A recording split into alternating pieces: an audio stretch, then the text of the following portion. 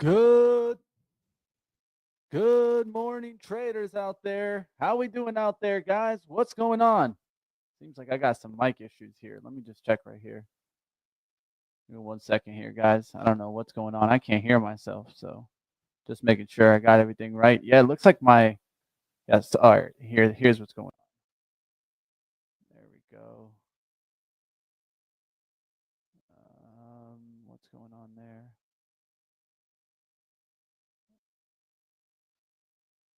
Testing, testing, testing. 1, 2, 3. I don't know why I can't hear myself.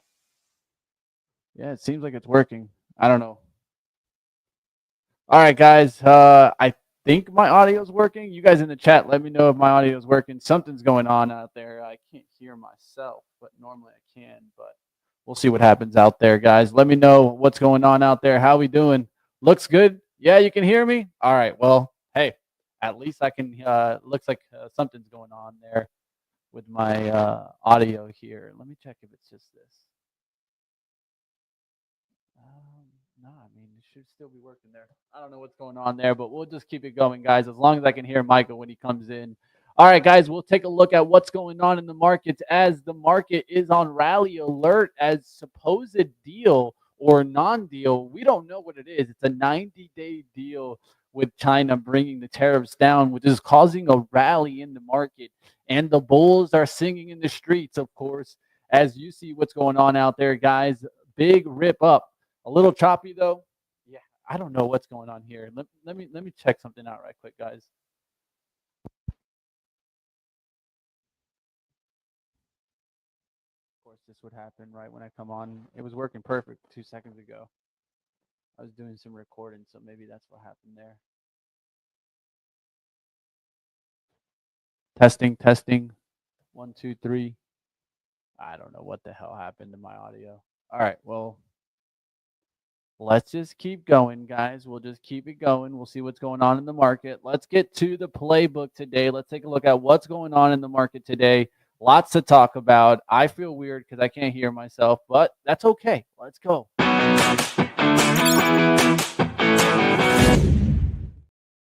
All right, traders, let's take a look at what's going on in the action. We'll go to the playbook and take a look at what stocks we can trade today. Of course, I got a couple of stocks we can watch. We have a radar watch list that we'll look at, but first one I'm looking at is potential long on IonQ here, guys. I think this could continue to go. Of course, we've been watching IonQ as it's been starting to really kind of get strong, and of course, this really got strong on Thursday where things started to get hot. Friday kind of did a little bit of a pullback day. We're trying to break that high right now, which is 33.50s. 33.50s is going to be a good watch. I'm looking for a quick move through 34. So right now, of course, IonQ already holding on here, 33, and we can look for other quantum names to kind of stay hot also. QUBT, QBTS, right? One of the top movers of last week. This one actually just continued going, right? So we'll look to see if it breaks the high and gets above 12 here. I can tell you one thing, guys, is right now we're in a pure euphoria market. And when I talk about euphoria, that means stocks can continue to run. This is where if you try to bring logic in the market, you're just going to come in upset. This is where I think it's hard to be kind of into, of course, the conundrum that I go through covering the macroeconomics and the micro. This is one of those times where you just have to go with the rallies and you got to look at what's strong in the market and continuing to ride winners. That's the truth. It's not about, for me, finding what's in the ditch today. It's more about finding what is actually leading. Where's the relative strength running with the market? Because right now, we're on this euphoria ride up and we could just keep going. This is where a lot of traders get struggled because they try to bring and figure out the market. We can't figure out the market sometimes, guys. Sometimes the market is just going to continue to rally, even if you think that the news is negative. In this case here, we're still getting tariffs, but we're getting it to come down. And it's just a pause, more 90-day talk, right? More just kicking it down the line. They call it passing the buck, right? That's exactly what we've been seeing. A bunch of passing the buck here is actually causing the euphoria higher and could get us to all-time highs even before we actually get true deals out in the market. This is really interesting. Let's keep going. Of course, we talked about quantum names. Let's go to another trade here that we can look at today. What about a short on healthcare? And we'll talk a little bit more about this trade, of course, with the information that got out there. And it was on a tweet, a Trump tweet. So we'll see what happens. Will we get continued downside action in the healthcare names? You saw Bristol Myers this morning down, Pfizer down there. We'll see what happens on these names, Bristol Myers, BMY. There you guys see it. And then, of course, we'll take a look at different names like this.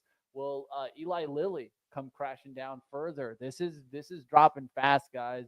And this just goes to show us that this is the area where you really want to be careful in this environment. Doesn't look good here for these healthcare names. All right, we'll go to one more play. What about taking a look to see what's going on out there in a long on what? Oh, what about a long on Shopify, guys? I've talked about this one and how I thought the report really wasn't that bad and it could easily come right back up after the report. And from the report, it's already up about 15%. It can keep on riding higher, guys. Shopify was expected to have this horrible guidance because of the tariffs. And now tariffs kind of slightly changing will change the fundamentals in one day. So this is when you could get the biggest rips. We'll see what happens. What do we need to watch? We need to watch Amazon. Amazon's going to give us the sign, right? I talked about how last week I started to see a lot of volume adding into Amazon, almost like someone knew the news was coming. And this is how it goes, guys. And just like that, Amazon is way higher than when we were watching it trade in this 192 range. Now it's 210, 211. So it's hard to catch up to this, right? You're running and chasing now. The truth is, that's how it's going to be right now. A lot of charts are chasing action. And we'll talk more about those, like Palantir, like HIMS. Can you keep chasing these? Yeah, you can. One day we're going to get our hand cut, but for right now, we can just keep on riding the wave. And I think that's the important part in the market sometimes. And it's hard. It's hard as traders sometimes to think almost illogically in the move where it's extended and we're thinking it goes further, right? Well, right now is that type of talk. We'll talk more about that, guys. How we doing out there, guys? Shopify 102 in the pre-market. This is like crazy. Yes, it is. It is like crazy. But remember, there's a reason why I keep mentioning the word logic and illogic. Right now, the market is not moving on logic. If you try to think about it as it's insane, it might keep you from the action. But if you realize the market is insane right now and is riding euphoria, you just might be able to catch some of that euphoria. We'll see what happens. And of course, euphoria can drive the markets and also can be a sign of topping in the market. So to me, what is this showing? This is showing me more and more how I feel this year will be what the gains that we will get and very little gains, right? We're not even up on the year. We're going to get the action to come back in this first half part of the year. The last part, of course, the second half of the year, I expect trouble as we'll start to get inflation numbers to show. But of course, that's down the line. The market doesn't care what's coming 4 months from now. The market cares what it's doing right now. And it's just riding this euphoria wave. And it could keep on running. All right, let's keep going. We'll go to the sunrise report. We got a lot to talk about, of course, and I'm excited to get Michael Noss on here. I'm sure he's going to be in full on bull mode. So watch out, guys. I can see from the Twitter action that out there, it's one of those trades right now that is a little bit crazy. Even myself, I was a little annoyed and ticked off because the deal talk was so horrible. The deal talk that was being given over the weekend was that we avoided a total disaster. So hold on. So was it a negative? Is it a positive? Do we have a deal? And then today we find out it's just a 90-day pause, essentially, pretty much de-escalation. What they kind of gave us, they gave us that they were going to de-escalate things. We just didn't know what the numbers were going to be. All right, let's get to the sunrise report. Let's talk about what's going on out there and more about this story. And if you guys have information or maybe a stock that you guys are catching, did you guys see the run in that stock this morning? KDLY up there, insane to 25.30s. I watched this thing trade at 13 and 14 bucks, and I thought I was late to the move. That was when it was trading here. This thing went another 10 points. Crazy, crazy move in KDLY We'll talk more about names like this. We'll get to the Sunrise Report. Let's kick things off and see what's going on in the market today.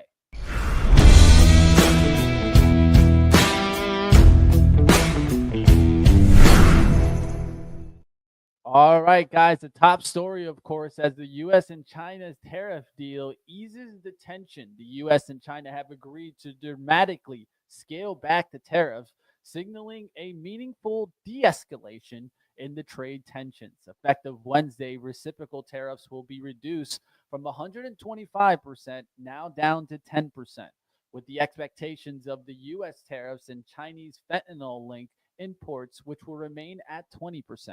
This agreement, of course, includes a 90-day pause in new tariff actions. So essentially, we had very productive talks. Both sides on the reciprocal tariffs will move their tariffs down from the 115%, said U.S. Treasury Secretary Scott Bessent at a press conference in Lake Geneva.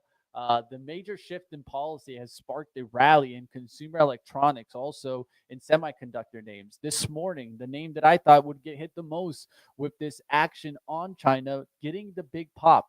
Best Buy, an 8% pop there, strong pop on easing tariff pressures. Of course, why? Because of all the electronics, the TVs, the sound, the headphones, the everything, man. Everything is made in China. We can't do this. I think finally Trump has completely gone to the put side and given up on the tariff battle. Essentially giving up and realizing that he could not win this battle.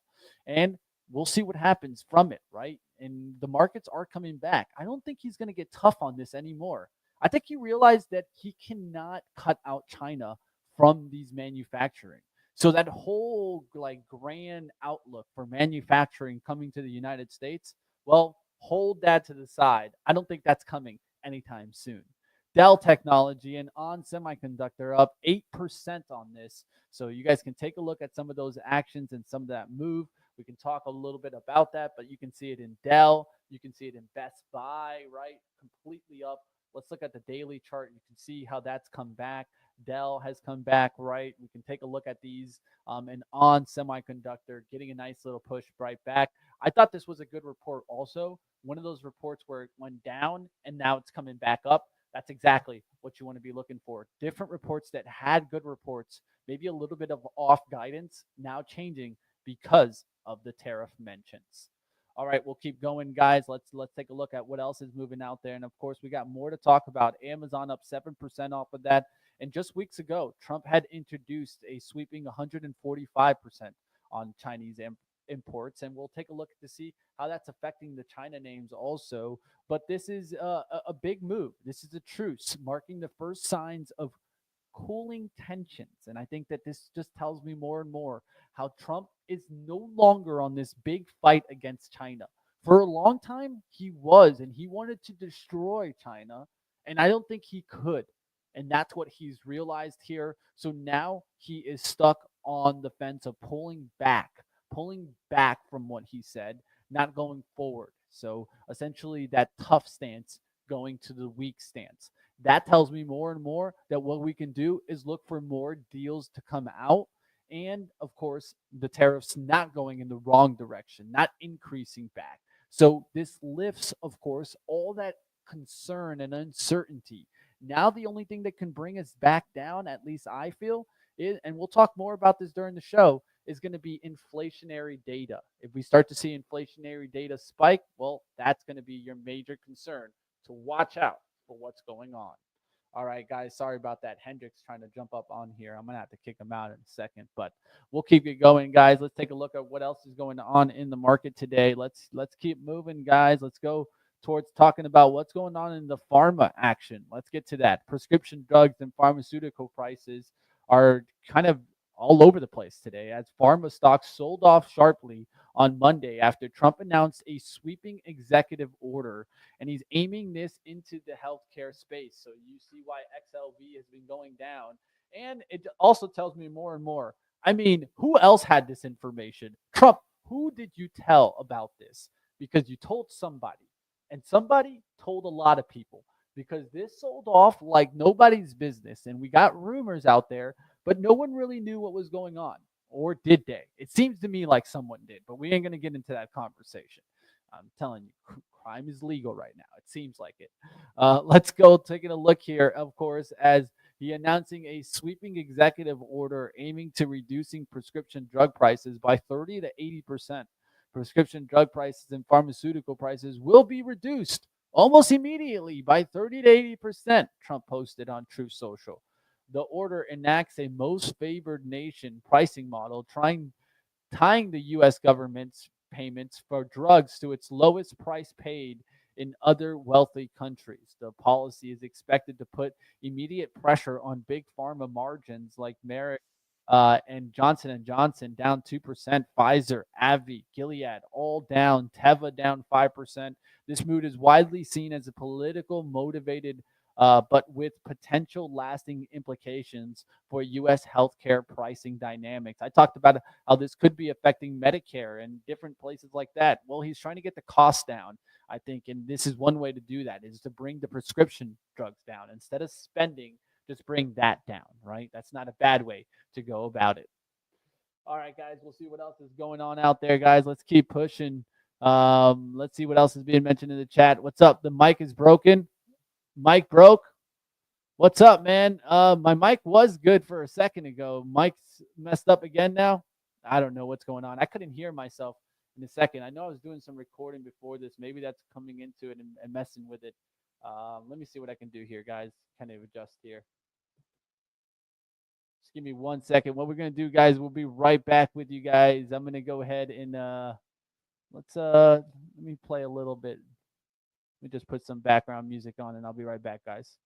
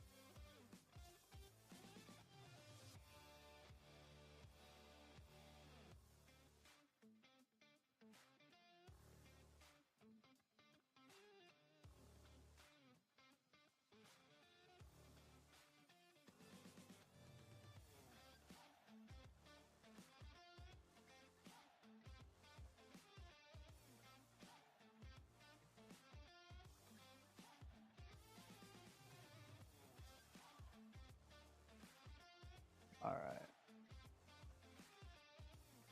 We will work on it, guys. We will work on it. If I need to reset, I will reset. Very a little bit.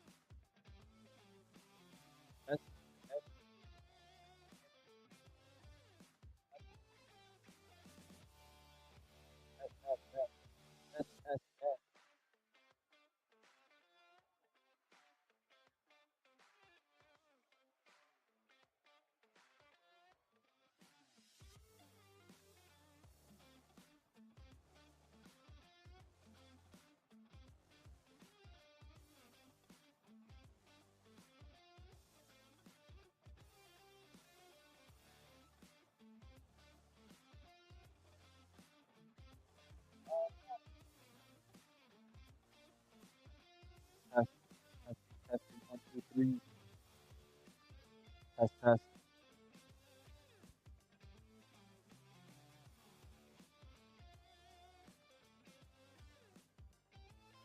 All right, guys, I'll be right back with you.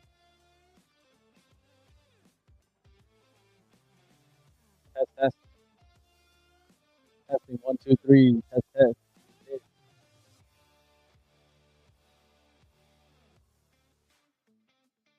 All right, guys. Looks like my Go XLR $300.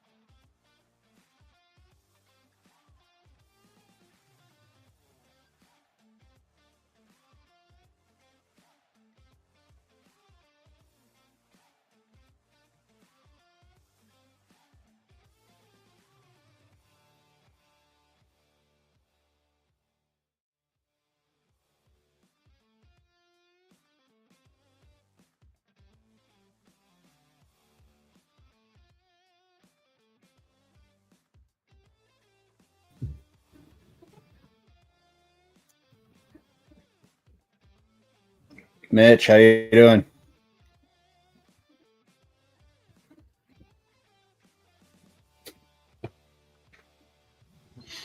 Oh, there we go. All right. Well, I guess I can't hear you. I heard you for a second. It was just really low. Kind of going in and out. Sorry, my allergies, of course, go figure. As soon as I come on, or just about going. So, what a morning, though, right? Do you want to try fiddling with? Do you need to reboot or anything? If you want to reboot, I can.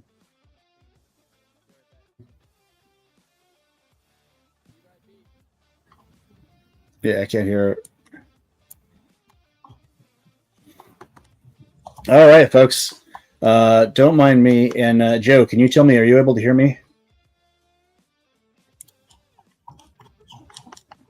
So bear with me 1 second. I'm going to just go ahead and get a screen up here, and we'll. Oh, here's a Michael Naus who probably has his charts. What's going on? Sounds like a power issue on the microphone there. So thanks for bearing with us, folks.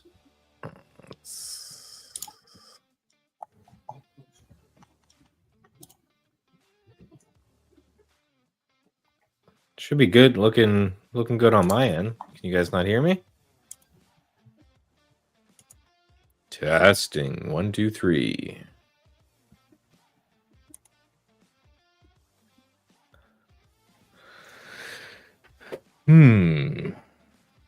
Let me go to trade the pool.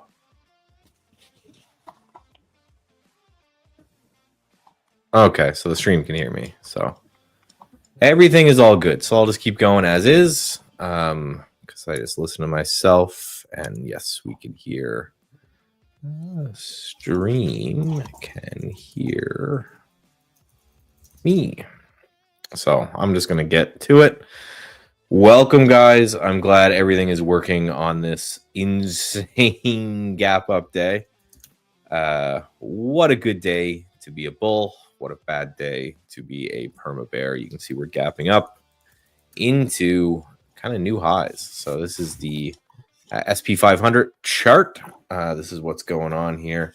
Everything is looking absolutely fantastic, where we are now above this 5,800-ish zone, so 5,800. This was obviously where we came up to. The anchored VWAP was right up here and sold us off. But of course, we've been above the anchored VWAP as much as we possibly could. So we've been above that for a very long time. Right? The anchored VWAP is right down here at this zone. So we are good. We're doing fantastic. Now, again, if anything, because I know they're battling with sound and everything, if anything happens on my end, let me know. But I just load up the stream, and it sounds great here. So The problem I'm having this morning when I'm looking for gaps, I know there's going to be all this crazy stuff that Steph plays, this GYRP. So that's where it's in the pre-market. Yeah, just an easy triple. Problem I'm having, right? Let's go to my scanner, right, and then just refresh here for the pre-market. Everything is just ripping.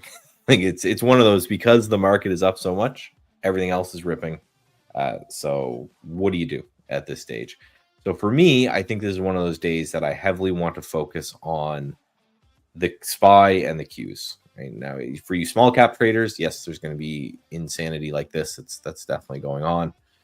For us who generally want to trade large cap, everything's going to get correlated, right? If this gap fails, I think this gap fails in pretty much everything. If the gap does not fail, then and it doesn't going to fail in everything. I'm willing to bet, because everyone is coming in so hyped up, myself included, as again someone who's primarily a swing trader and a long-term trader.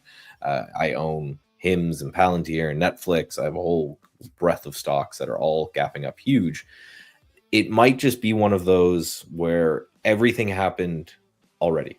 So we get a gap up and then we get kind of chop around all day, because you're going to have people who are going to come in and they're going to be, imagine you just bought on the weekend and you're gapping up right now. Great. You might want to take a little bit off. There's people out there who, now that the deal is where it looks like we're getting close to a deal and there's like some pauses, and you guys know me, I didn't read it. There's going to be that FOMO on the other side. So you're going to get FOMO mixed with profit taking. And I think that could cause a little bit of back and forth, the overall market, but it gets really hard to, the only thing that we're kind of seeing as an absolute trend is the stocks that were considered tariff losers are the ones that are gapping up the hardest, right? So Apple just screaming. I would love to know, if anyone wants to do the math, the market cap that is being added to all these different stocks. It is like billions of dollars, and that's like getting ripped out of perma bears and short hands, which there's nothing better. There's nothing better than the cry of somebody who's always betting the fall of their own country. So nice little gap up here. Things are looking fantastic. We're getting nowhere near VWAP from all-time highs. So this, I told you guys, this is how I'm measuring strength going forward. Take a VWAP, you slap it on all-time highs, right? Because this is the average price of the market participant. If you are above that and you're significantly above that, you're going to be as strong as the market, if not stronger. If you cannot get above that at all, then you are going to be weaker than the overall market, right? So Amazon, we're now well above it.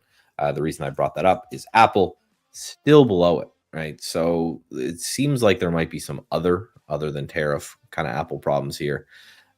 Other than that, it's one of those days, right?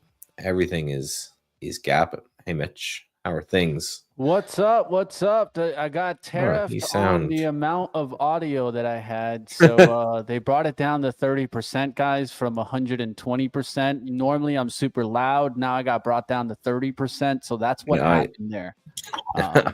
I just loaded up the stream. You sound great there. It sounds perfect. Yeah, and I jumped in to help, and mine was all kinds of. I don't even know how it got into the way it was messed up, and then I had it muted somehow. No worries, so. Tim. They brought you down to 30% also. Don't worry. All right, you're all right, I'm about to kick you. I love you, Tim, but looks like we both got issues, bro. Take it easy, my friend.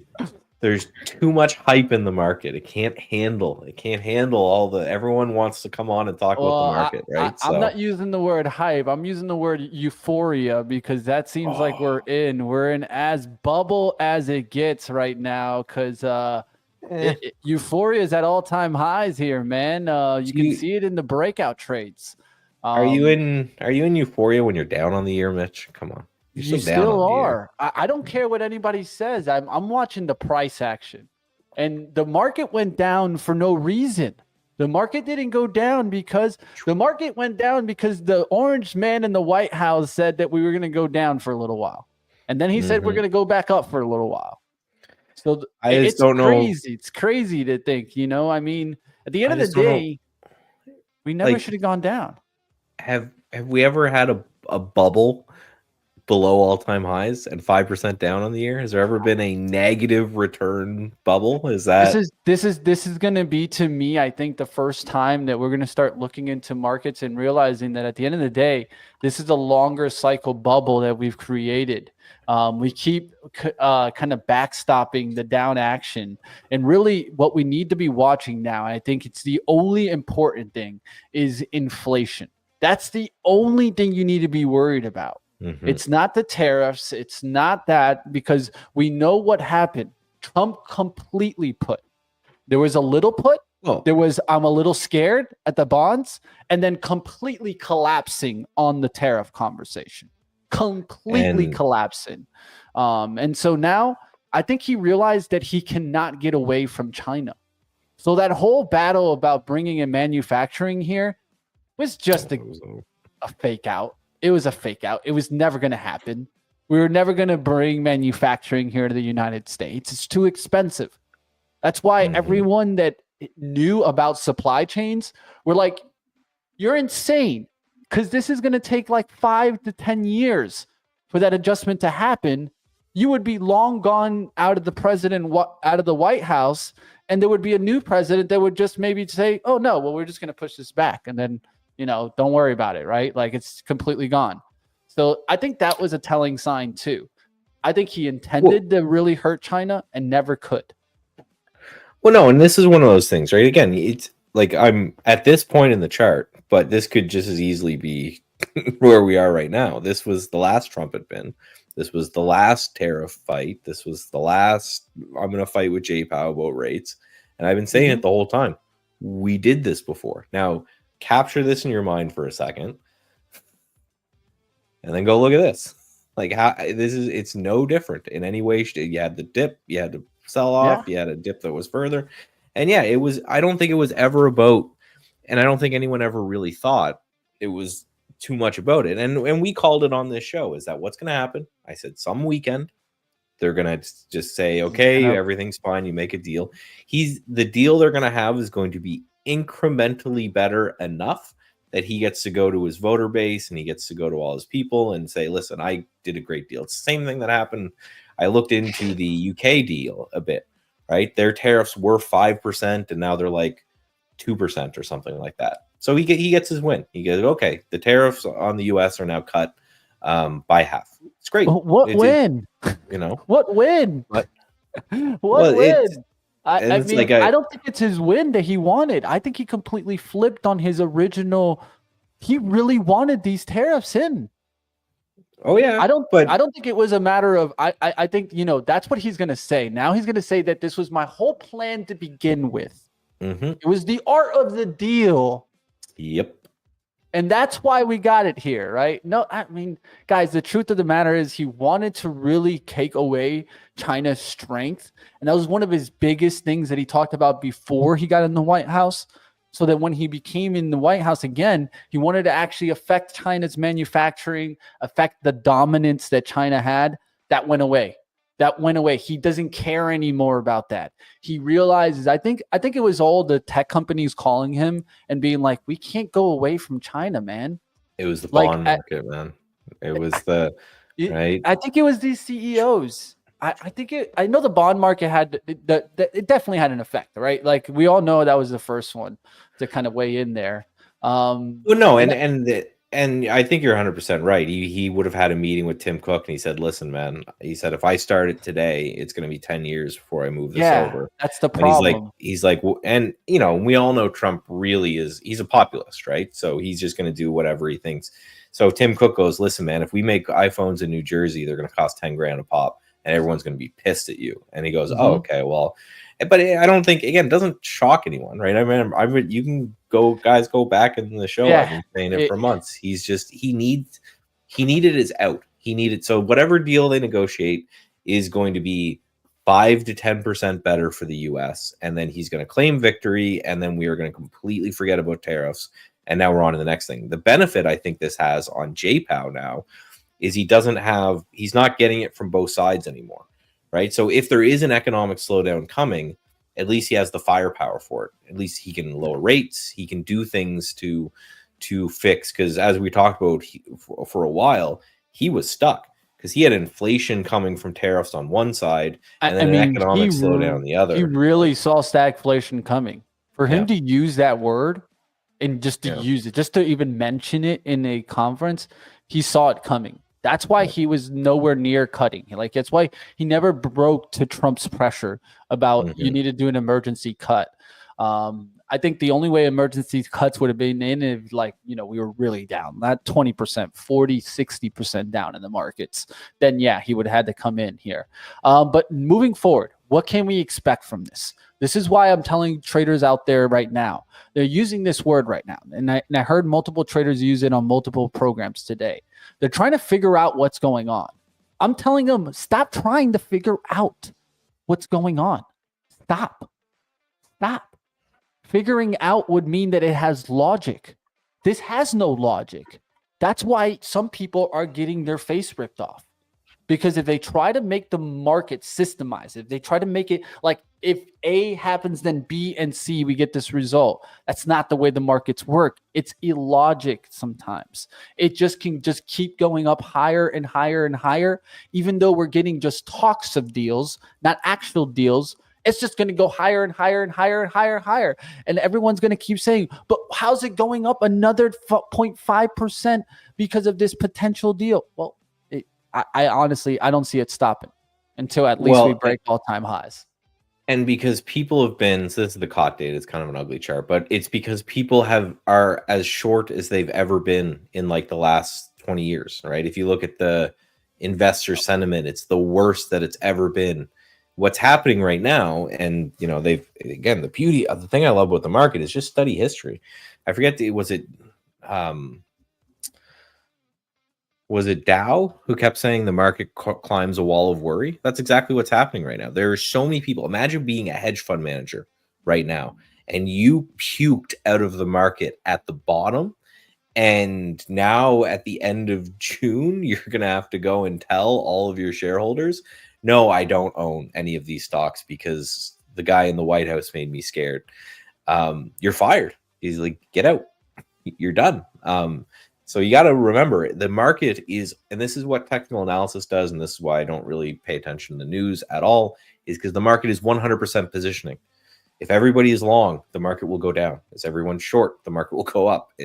And right now, not only do you have a lot of people that are short, that are just getting their face peeled off this morning, you also have the people who are undercommitted. The people who, again, puked out at the bottom. They ran from the market when it was down, as opposed to the smart people out there that were buying the market when it was down. People are saying it was going to be 1929 all over again and Black Monday and all this nonsense. All those people are caught off guard, and you can see them on social media right now because they're the people who are really mad about this gap up. Now, what this means for day trading and short-term swing, what I was saying before you got on, Mitch, is that I think this might be one of those days where everything's already happened. And I think we're going to have some volatile chop off the open. And the reason for that is because we have everyone who was long on Friday. You better believe they're taking some profits. And then you're going to have the FOMO crowd, and they're going to come in. So I think you're going to have these like competing sides battling, and that's going to create high volatility. Like, what does Steve always say? Go aggressively nowhere.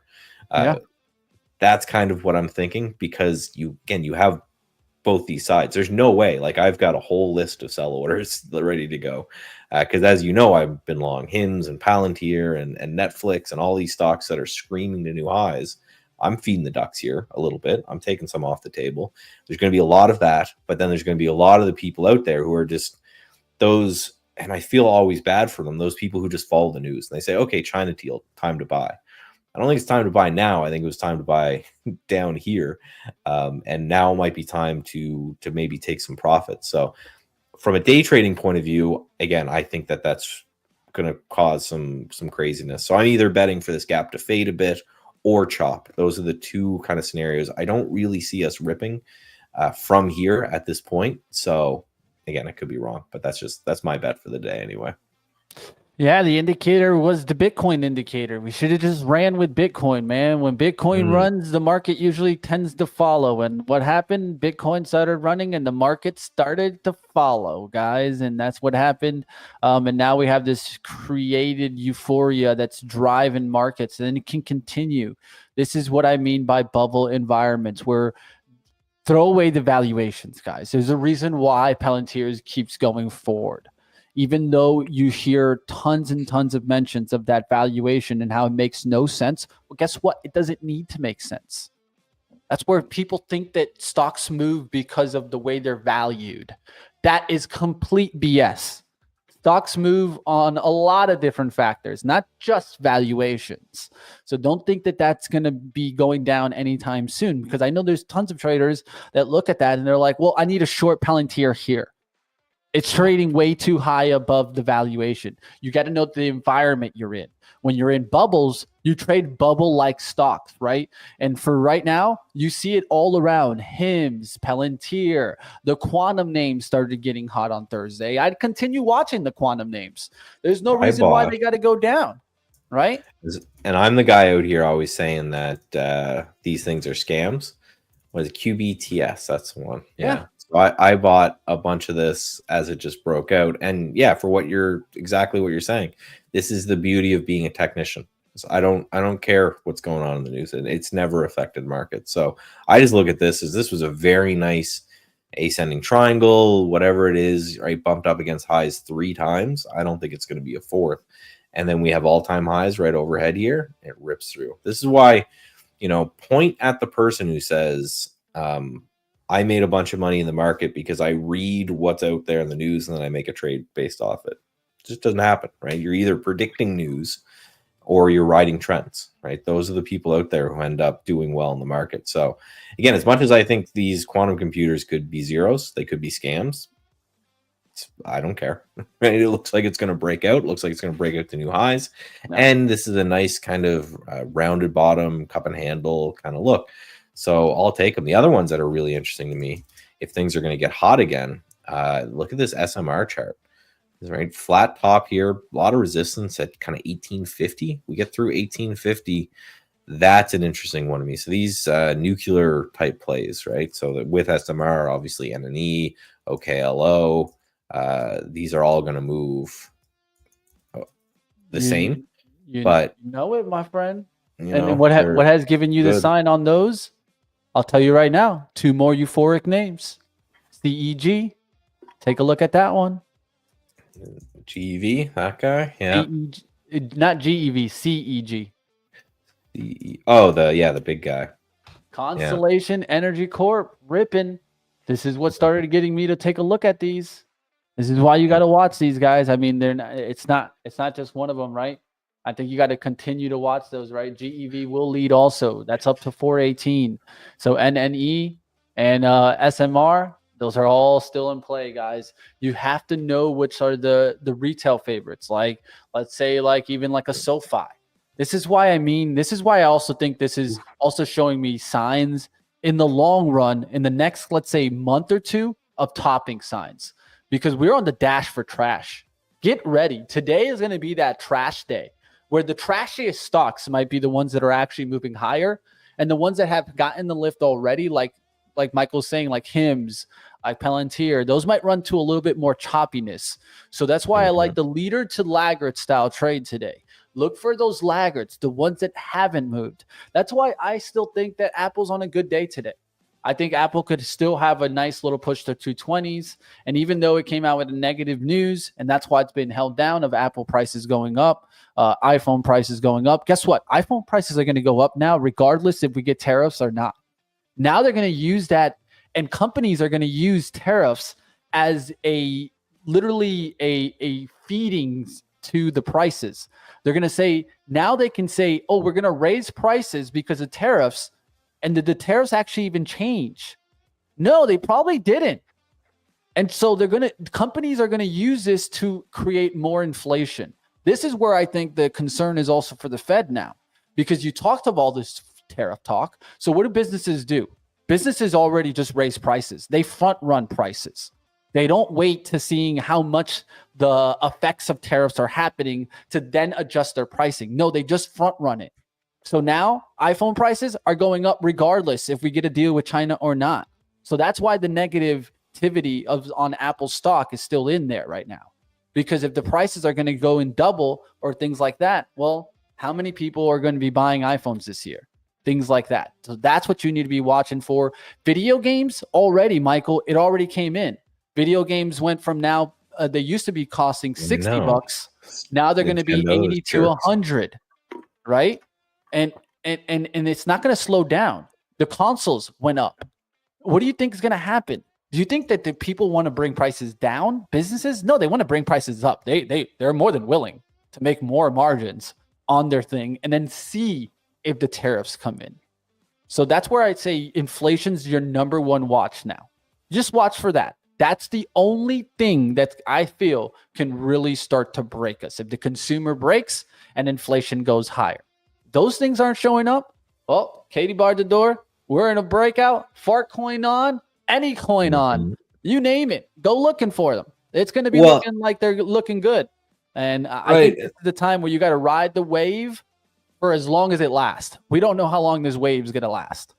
Yeah, and this is the moment that if you're one of those perma bear kind of guys. This is it. Look at KDLY. This is a perfect example. Just look at the euphoria that's in this market. Yeah. This stock went from, I watched this stock at 14 today, guys. It's $30. What do they do? Health services, medical nursing Health services, Michael. Sure, health services. Health services in a time where we expect prescription drugs to go down an insane amount. We're going to rip this stock to 30 and beyond. This just goes to show you right now the euphoria in the market, and try not to fight the euphoria. If anything, look for stocks with euphoric reactions. Those are the stocks I want to go long on today. So those are the things that I think is going to happen today. You're also going to have a lot of people trying to fight this euphoria, thinking that stocks shouldn't do this. Stocks don't have to or shouldn't do anything that you expect. Market loves to do this illogical style move where it's just a full-on, just rampant movement. And this is when I think the bulls win a lot of the times, right? So look at Wayfair today as another stock that the fundamentals changed overnight. And it's ripping today. It's leading one of the market movers today. Right? Amazon is the big guy here, right? Because they're the one that finally get to breathe. But yeah, and I couldn't agree with you more, right? There's the old, was it George Soros, right? Every time I see a bubble, I run into it. Like this is, if things are going to get wacky and they're going to stay wacky, again, I'm not as doomer as you, so I don't see the bubble. I just see positioning. I see a lot of people short, and I see a lot of people undersubscribed. I think you're going to see a huge amount of hedge funds underperforming because they puked out at the lows, right? And now they're going to have to chase the market higher. And you see it over and over and over again. This is just how market works, right? When I remember this is the yen carry blow up. There's how many funds just dumped all of their shares at the low and said, oh, this is going to be crazy. And then as we move higher, we got to rip. And I always I'm not a big analog trader. But again, we've had this. Again, this was the last Trump administration. No, that was 2020. This one. That was the last Trump administration. This was all tariffs and trade wars and fights with Powell and all. Again, we have the playbook. We did it before. We crashed. And then after the crash, right, he backed off on everything. He backed off on the trade war with China. All of that stuff he completely reversed on, and we ripped to new highs. So if this analog is going to play out, then it looks like we're probably going to go and tag new highs relatively soon.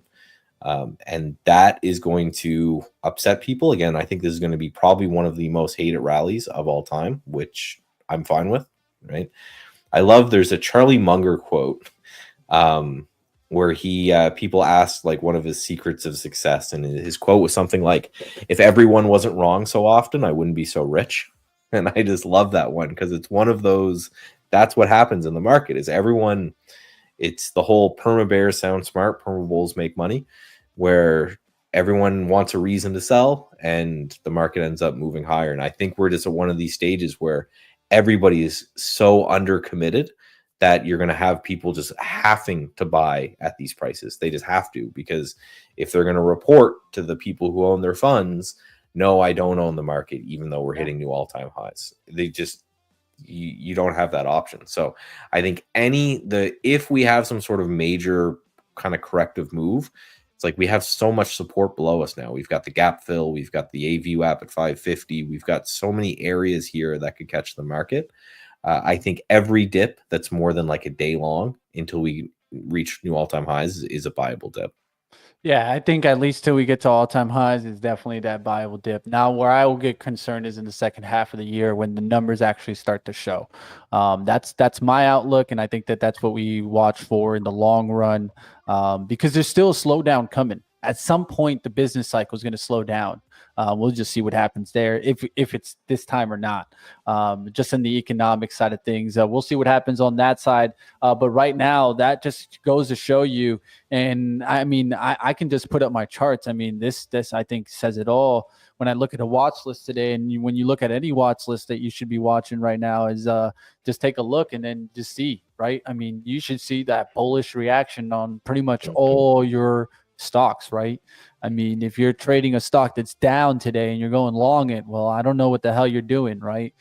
Yes, if you, I think you got to hit on that more, right? If you open up your portfolio today and you have a stock that's red, you should probably get out of that stock. You should probably, not investment advice, at least consider it. At least consider it, right? That's what we're saying. What we're saying is essentially is a lot of times what you want to be seeing is that your stock is outperforming the market, not underperforming the market. That's what we're stating here. I think that's a very important thing to look at, Michael, because I think for a lot of traders and investors out there, that's what you want to be watching right now. How strong is your stock moving towards the market? Another thing is looking for those trends, right? That's why I have on mine here, and you'll see that I have like a 5-day price trend with the market. So what are those stocks? And I want to trade with those stocks, not against those stocks, right?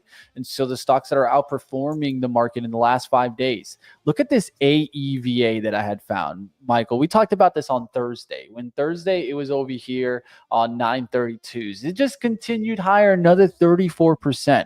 This is what we mean by swing trades, guys. And I would have swung trade this, and I would have been like, well, you know what? I have no idea what the hell AEVA does, but it's holding a trend really pretty, riding trend line move. This just looks like a momentum breakout. The volume is really in there too, right? The volume got really dug deep here when it was like 4 million, a lot of shares traded, versus when this stock was only trading 300,000 shares. And ride that wave, right? HIMS, very similar. Volume came in that first day where it popped off to the 30s. It was over 100 million, and it continued. The volume continued. The change in volume is another reason why you can look for these to continue riding higher. QBTS, look at the change in volume. ETHU, the change in volume. Still really upset we did not get Ethereum, guys, on that pullback. I kept thinking about it, and I kept telling people, guys, at the end of the day, I know that everyone's hating on Ethereum, but Ethereum needs to run if Bitcoin's going to continue running. If Bitcoin's going to go to, like, let's say, whatever they think, let's say 1 million, just putting it out there, right? Just talking about. Well, guess what? Ethereum has to go with it, because so much of the infrastructure that has been created in kind of coding right now, and of course in blockchain, is done through Ethereum, which is super expensive, and things will adjust in the long run. But that doesn't mean that it's not going to go up in price appreciation if the other coins are moving higher. At some point, this was going to catch. It caught, and it's on fire now. Now let's see if it can get back towards the levels where it was, right? That's what we're going to be watching. This is one that I'd be looking at that could just keep going. Just keep going. And that's the hard part, right? Everyone was probably on this first pop thinking, oh, well, I'll wait for 40, come back. Never got there. Next day, it's at 50. The following day, it's at 60, right? And then now, if you're thinking to jump in, it's kind of really, really hard, right? That's just the truth of the matter. And that's how crypto moves, right? It's nothing, and then it's everything. And then it's everything. Right? Yeah. That's why it's a good one to buy, actually, I think, and this is going to sound crazy, on an average down perspective. And just slowly averaging down, right? Like slowly adding increments, kind of like what you would think in a overall long-term investment in the SPY, right? So I think, you buy 10% corrections and you add money then. Some people like to just add money like every time they get a paycheck. No. There's no need. Put that in a nice little like kind of cash account, right? Where it's saving up and just getting percentages. Every time the market comes down 10%, we start putting some to work, right? Yeah. Well, things like that, I think, is a good way to look at it. Let's go after it, guys. GFS giving me an alert there. So Global Foundries, this is one that I actually was looking at. And this is also one that had decent earnings, starting to flip there off the 36. Really strong potential. I like this one right now. SPY actually first tick is down here. Some revision, some close of the gap. That's what we're seeing right off the open. I'm just a little distracted because everything is just ripping. Like I've got, again, my bots that are auto trading some things and they're just shorting aggressively. ARM strong here. out the gates. That's one that I really like. Had gone down on earnings. Hasn't had the breakout trade. 125 is the breakout trade on that. Some things that are kind of outperforming the market, which are interesting. We've got some like JP Morgan is doing well. You mentioned ARM popping up there. The SPY is starting to break down just a little bit here. So a little bit of a give back off the open. Again, this is why we're being a little bit patient. I don't know why, but the alerts I have on are screaming in my ears. So I'm just going to chill here for a second. But how do I change this? I'm trying to get a little action in on ARM and a couple of stocks. I got some Foundry, some GFS, just 100 shares, looking to try to get some of this ARM on a pullback. We'll see if I'm able to get it here on a pullback. We'll wait for it here. Yeah, everything is kind of gapping and then fading just a little bit, right? So you take a look at NVIDIA, it's put in a giant wick right off the open. You look at Tesla, same thing, selling off the open. I'm just waiting for TQQQ. There's our first trigger. So that is my first trade of the day. I'm shorting TQQQ. So I'll do that, buying SQQQ. Again, just looking for a slight revision here. It's one of those that SQQQ is down 10%, right? If I can get it when it's down 8%, you can see the green arrow alert coming in through here. And that's just because, right, the Qs are printing that blue arrow. So just a little bit of a shot. If we're wrong, it's going to break new highs. Could be a little dip and rip off the open. That certainly could happen. So we just need to be careful for that. But we're just looking to see if we can get a little bit of a pullback here intraday, right? It's one of those. I'm not really looking at individual names when it comes to, the amount of emails that have just come in from these alerts. I'm not looking for individual names because, as we talk about quite often, when volatility spikes, pretty much everything becomes correlated. Like you're going to be correlated with the overall market. So you just need to make sure that you understand that you've got to keep a real close eye on the market. If the market fades, pretty much everything, again, except these crazy low float type names, they're going to fade as well. So trying to get a pullback in ARM. I've been up on GFS. We'll see what happens out there. Got Tim joining in on here, so he'll jump in for some trades out there. He's in some action. I saw him in the chat. So you guys smash the like out there. Like always, if you guys are interested in joining the show, reach out to us. Tim said, you know what? I know I'm a Discord man, but guess what? I can't help myself. I want to be on the show today. So we brought him on, and guys, he'll be doing a little trading in the background here and dropping in some trades. How's it going? What's Got up? everything What's kind of up, sorted man? out. Man, what a wild start to the morning. You coming to the new park for Universal? So is that? I didn't even hear about that. I've been so disconnected from brand new amusement park going to be opening up in late May here. ARM looking well, man. I'm a little frustrated I don't have this right now, but I don't want to jump up here at 124s, but I feel like it could keep running here. What I'm looking for is the ones that haven't had the daily breakout, where it's like on daily resistance versus daily I already broke out from that resistance, right? So ARM is one of those that could get through the resistance today, which is 125. It's staying strong out the gates here. Another stock leading the action upside, AUR, is one that I have on my radar. The Dutch bros, get your coffee, man, because it's continuing. The only thing that gives me pause, I tell you what, though, is I've got this, I've got that kind of overview thing of my favorite stocks, and pretty much everything is just huge gaps could be filled to the downside, right? Like, Swing alert, guys. KLAC, one of the top names I've been watching for a swing trade. And boy, oh boy, that is a good looking trend line break. We've talked about this chart before, Michael. Look at that trend line break. Ooh. Yeah, it looks The nice. stocks that, that has a lot changing for it with the tariffs here. Good looking chart there.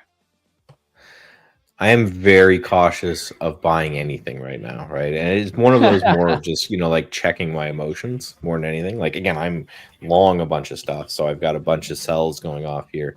And I'm shorting from my bot is just going crazy, shorting stuff off the open. So I can't even go through most of those. But this kind of more discretionary trade with the Qs, I'm short that as well. And again, just looking for a little bit of a pullback, again, for the people who are profit taking, and then maybe some of the professionals come in to buy that dip after it happens. But yeah, I'm just looking to just take the trade as I see it.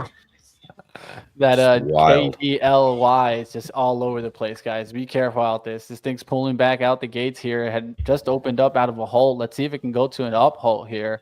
I'm thinking about taking a trade here, but it's going to be a tough one for sure. So yeah, I'm massive mover. Question: just looking at futures would trade the pool. I would say no, you can't trade futures, but why? Right? It's one of those, like, if you want to trade the NASDAQ, for example, that's you can just do the NASDAQ, right? You could do the SQQQs, you can do triple, you can do. I hear a rumor that quad gold coming down. Gold's coming down. Dust. The dust trade. It's time for the dust to really get in good today. That's a nice breakout on this dust towards 31.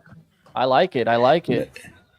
Maybe. I feel like it's holding the bottom of the channel, though. I'm watching it, and it's kind of undercutting it right after the open, but it looks like it's holding. Oil too, and that's, I saw somebody commenting earlier in the chat about the looks like Rando there was talking about there being a currency move, right? And regardless of your view on that particular outlook, I would say this week is looking like a big one, right? Because we've got actually like 3 or 4 central bank meetings and conferences going on. So we've actually got the Bank of England right now is holding not 1 but 2 conferences today. We've got the Euro Group tomorrow, and then their big financial committee, and then we've got go ahead. No, I would love a pullback on this, guys. We'll see if we get it. There's a lot going on out there, guys. Definitely a lot of movement. That's for sure.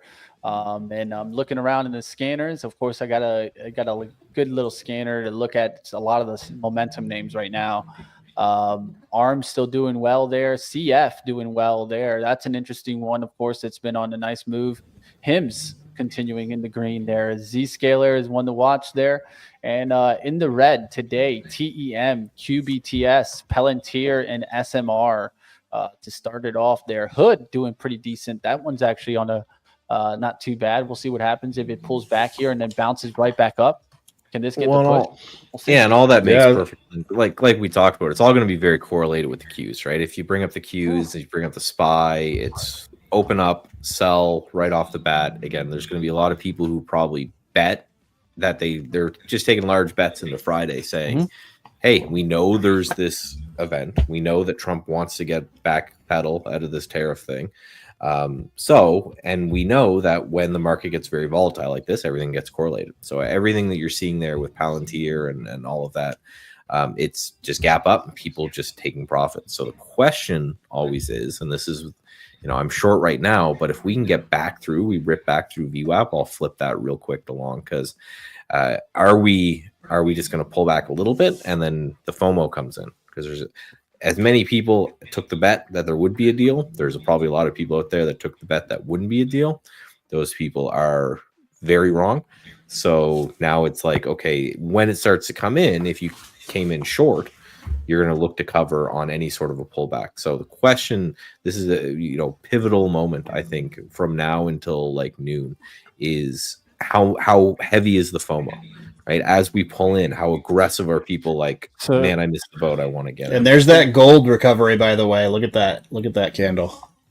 Yeah, big Right up there. big divergence right now that I'm seeing, guys. It's important to point out. You're getting the market down, but look what's going on with the VIX. It's VIX melting selling as down. well. It's melting down, and so there's a divergence there. It should be going up with the down action in the market. That tells me more and more what is happening. VIX meltdown, uncertainty meltdown. That's what happened. That is to me a certainty in this. I could see that being telling me that I should be buying the dip. That's just from what I see there. Of course, you guys call your own shots there, but that's what tells me to go for it. And I will say Qs are selling off more aggressively this morning. Russell's still holding its strength. We were talking about futures. I was in, Russell since last night. And if we talk about kind of positioning, like if you were in from early on in this move, like it's going to take a big push down to shake you out of that long position, right? Mm-hmm. The other thing that's interesting is we've got, just again, going back to that currency point and correlations, we had kind of everything pushing, right? We had gold. Gold did pull back with everything initially, and then it's been recovering, right? And we had sort of this sustained push where it was equities, gold, and oil all pushing up at the same time. My understanding is that the traders are now pricing in approximately 56 bips instead of 75 for a cut this year. And, like I said, we've got a lot of central bank activity going on that I don't hear discussed a lot, but we could hear things out of these speeches, and we got OPEX Friday. So I think there's more currency related here than people are necessarily saying. Go ahead. Well, I was just thinking for the Russell holding on, right? We know they're going to be a biggest beneficiary of some sort of deal. It's way easier for the big guys to deal with the tariffs, to deal with the increased, the tax of everything coming in than like a mom and pop shop. So I think that's what's going on there is everyone's like, okay, it's hard for these small companies that get things shipped in to deal with that when, again, you've got these larger companies. A Google can deal with a 10% tax on everything they import. They just jack up prices a bit and they'll be fine. Like Mitch was saying with Apple, right? If Apple's got to charge an extra 10-20% for iPhones because they're getting taxed on the import of it, they'll be all right. Like they'll survive. Well, and rumor is they're talking about doing a price hike and not explicitly blaming it on the tariffs is what I heard. The distinction, but gold's still pushing. What they're going to do. That's what they'll do. Well, they'll just find another reason to blame it on it, but they'll still raise the price. They'll take the advantage of taking the price up. That's why I'm scared about inflation, because that will cause an effect on inflation if Apple's not the only company to do so.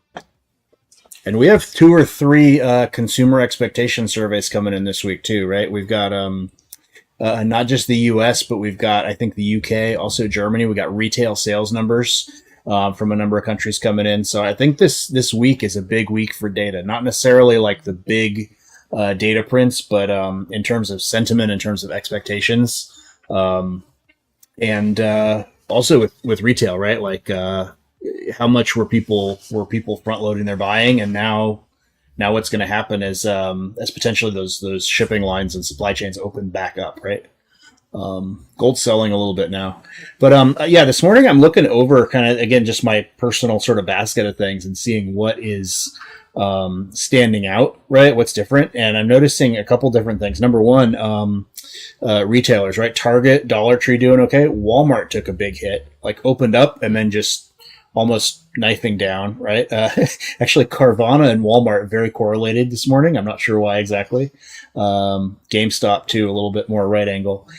And the other really interesting thing here is in contrast to everything else, which is just this jump up, and then there's this big gap that could be filled downwards. Pfizer and Amgen, probably a bunch of other pharma, like this announcement supposedly, right? And I'm curious how the constitutional framework for this is an executive order, but I guess we'll find out. But supposedly this would not necessarily be great for pharma, but they're ripping this morning. So what's going on there? It's just a bounce back trade. It's the index effect, yeah. The truth is that Trump told somebody before this news came out, because I don't care what anybody says. There's a reason why we saw the destruction in these stocks, and the SEC doesn't do their job, so I'm not going to stress it. No, crime's legal, right? I mean, the price action told you. Somebody knew about this. Somebody made millions on this. I mean, these stocks got destroyed last week. And it was on the rumor, but the rumor wasn't the rumor. He sold that one out. So, yeah, it's again, crime's legal, right? Just do your crimes. AEO, interesting pullback to the VWAP, guys. So if you're looking for stocks that are strong out the gates and back towards VWAP, that's not a bad look to look at. AEO, one of those names to watch on the pullback there. I think these apparel names are really good names, because these were the names that I thought, no matter what, with tariffs stay on, they'd get hit the most. If tariffs get pulled off, they also get lifted up the most, guys. So ANF, AEO, Urban, Gap, all those names could be seeing a nice little move today. So keep an eye on those. So XRT is another way to play that, right? Just playing the XRT, you see the XRT up. Pairing out some of my short here on the Qs. Just again, this was it was the system, but part of it was just kind of, hey, if you woke up today and your whole portfolio is up 5%, you're not feeding the ducks a little bit, you're not taking a little bit off, then you're crazy. So I'm seeing just a lot of action here. It looks like potential bottoming is coming in. It's not crashing. It was a nice, clean, orderly sell-off. I'm taking some profit out and I'm trailing that stop down. And again, if we get back through VWAP on the other side, I'll get out of my short, obviously, and then flip to a long, because that was my bet going into today, is that we're going to get some profit taking from people in the beginning. And then any kind of a pullback is going to be viable, because people are going to be covering shorts. They're going to have missed the boat. I just could not imagine sitting down as a hedge fund manager and investment advisor and go, yeah, sorry, I puked everything out a month ago. And now on a relative basis, you are down like 30% from if you just bought and hold the SPY. Makes me think there's going to be like an aggressive catch-up trade. Ah, man. And Russell is making a just beautiful falling wedge right now. So that's just textbook right here. And the fact that couldn't break lows of the day, that might actually be, that's a good point, Tim. That might actually be what I go to. If the Qs start to turn, I may actually buy the Russell instead. And for the guy who's asking about trading futures, well, right, you could do what, TZA, TNA, and this is triple leveraged to the small caps. So instead of trading, again, the only benefit to futures over stocks is the fact that they're traded for a longer period of time. When you're talking about something like Trade the Pool, where buying power isn't an issue, most people trade futures because there's way less buying power requirement for them. No pattern day trader rule, all that stuff that you just kind of get around with Trade the Pool. So I'm looking to see if we do get a reversal here. TNA could be a good one, because 3 times leverage. So if we're going to bounce 1% in the IWM, you get 3% in TNA. Palantir about to recover. I do both, guys. VWAP. So we'll see what happens on that one. I don't mind it here. I might take a shot on it. Yeah, I do both, honestly, because that way I can trade different times. Sort of a different focus in each one, and then the futures are a little more granular. You don't have like I guess it doesn't matter intraday, like things like roll drag and stuff, but when I'm in Trade the Pool, I'm for me, right, I'm usually doing the individual names, and then I'm using the sector ETFs and the index ETFs to hedge more than the other. But I know there's some people that just trade the Qs and Trade the Pool all day, so it's whatever works for you. Like Bull here, guys. Bull starting to come up for the 16 break. It looks good for that 16 break. We'll see what happens on that one. Not a bad one. I did pick some of that up, Mitch, on Friday. So I was actually disappointed that this one wasn't, where we were talking about things that weren't moving with the market. So if this doesn't recover by the end of the day, I'm probably going to kill it. But I liked the pullback here. Again, I have a bunch of friends who are fundamental nerds, and they're saying that this is they see it at 25. Right, they say $80 is absurd, $80 is ridiculous, and $15. Plus, it's going to be one of those. It's going to be a correlation to Bitcoin, because it's one of those it's like a Robinhood kind of clone. But with, I guess, they don't like Canadians, but I guess the user interface is way better. So a little bit more professional than Hood. Yeah. Honestly, if I were looking for that though, I would do. I mean, again, I love Mumu. If you've seen my Mumu screen, Weeble is like that, only not quite as polished. Wow. So it's Weeble sort of also ran to me. I think they had an early mover advantage, but you've got Hood on one side, you've got Futu on the other, and again, though, my personal tastes are don't mean anything to which way the market's going to take it. So. You always have to be careful on your personal bias on that, whether it be political or product favorites or anything. I am seeing oil start to weaken a little. That was the other thing too, right? When you talk about commodities versus indices, right? Keep in mind, oil is going to pick up if you have an economic uptrend. That could be strong for oil, and I'm curious actually. All the shipping, if shipping picks up, how much a downturn in shipping was baked into oil, but I have no idea if those actually are tied together, but I feel like I want to look into it. TEM trying to recover the VWAP there. Now it's starting to recover. I'm trying to fight myself on TEM or Palantir here. They're both on the pullback, trying to get back above the VWAP and hold here. Q's still a little bit weaker, looking for the Q's to start working its way back. The VIX still going down, so divergence is still in play. I'm looking to see which one gives up first. Is it going to be the VIX or the Q's? So that's what I think is a big watch here. Another thing is what's leading the market, right? Well, at least on some of my scans, HIM's now up 3% and continuing. The rocket keeps rocketing, guys. I know a lot of people were probably thinking that could come right back down. And bros, oh my God, I'm still upset. I did not get this one on Thursday. It's continuing now, 68 now up there. Ion Q's another one that was on my radar for the long stock. There goes Ion Q towards 33.78 for 34. This is the leader in quantum. So if there's one name that needs to start playing catch up, it's Ion Q. And here it goes, guys. It was on the playbook. There it goes. It's starting to move and up there towards 33.84s. This one could be an all-day move as it came through 33 support and now right back up through the VWAP. VWAP is the only way that I could come into this. We'll see what happens. Yeah, here we have that. What a day. Clean start starting to come back there, guys. So everything's starting to come back there, guys. Now we'll see if it's start to get Palantir back. So I cover my short. Overall, good winner. I'm with you as well. I think I'm just focused on this guy in particular. So yeah, the next target would be TQQQ or TNA for a trade. And then I'm just looking. My bot is just. I got to take a look at this. It's going crazy. He's working overtime. But yes, you can see the IWM actually broke VWAP first and is holding above it. So. Broke it, pulling back a bit. So if this gets above VWAP, I think this will be my target as opposed to the looking at the other ones. Zscaler starting to take off. That's one that's been on a momentum move. I've been talking about how cybersecurity names have been hot. Zscaler starting a big push, guys. I think this has to do with AI too, right? So just keep your eyes on those names. One name that I'd look to see if it ends the day green is CrowdStrike. Above, let's say 425 would be a good looking move. Pan W also break to the upside. Remember, that's what you want to see. The leader kind of take that lead to 200. We'll see what happens on those names, but definitely I'm seeing some strong action there.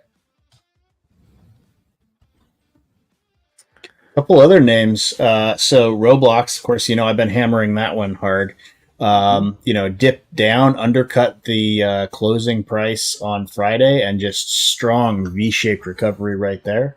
The other thing that's real interesting is Rumble had their earnings Friday, and they popped and they've just held it through all this stuff. They weren't pushing up too much more with this overnight move, but they just held where they were, like above the $10 mark, so, or just under it actually. Excuse me. At this point, GBT right off the VWAP here. We'll see if it makes a kind of a VWAP bounce here. Oh, I didn't see even this notice. RGC. From $4 to $400. $4 to 400. Wasn't it? This was one of those bioscience dudes that decided to like YOLO Solana or something. I think that was their. I think that was their thing. Well, how do I trade this? So, well, if you're brave, it seems like it's doing that halt, gap down, halt, gap down, halt, gap down. So it's finally might be broken. Wow. Yeah. I can't believe this. Did they have Try to news? short 400, guys. Let's see if I can get a share. You think it's a Brave. joke? I have it out Brave there. man. Well, it's like one share could move 100 points in your direction in a second. Yeah, dude. You're like, why not? I'm like, I can't put it on the bid because I'm not going to go down to 375. But you bounce me to 400. Wait, what's the spread? Is the spread $25? That's actually, I'd be shocked if the spread It's was only 3,000 $25 ticks. right now. It's 3,000 ticks. Yeah, that's nothing. That's nothing. Yeah, I think I can't remember. I think I was on a stock twits thing and I was looking at this. They had me looking at this thing in this area, and then they were just I'm short YOLOing 400 Solana. here. So, is it halted right now? Yeah, it is. Here's one. Bark. I No, I don't looked think away. I was going to it's keep not an eye on stable. it this morning. I looked away and bam, up 10 points right off the open. Down action coming in on bull, guys. That one's not looking good there. And Palantir still didn't hold the move there. So I'm still watching it here, looking to see if it can make the move back above VWAP. It didn't close above VWAP. That's why I didn't go long. So rejections there to put a little bit concerned that we could still be on the fade. Remember, the first hour of the day could be that fake out to the downside. And then the kind of the algos come in, right? Ethereum tried to make a break to the upside. That's one that I'd keep an eye on.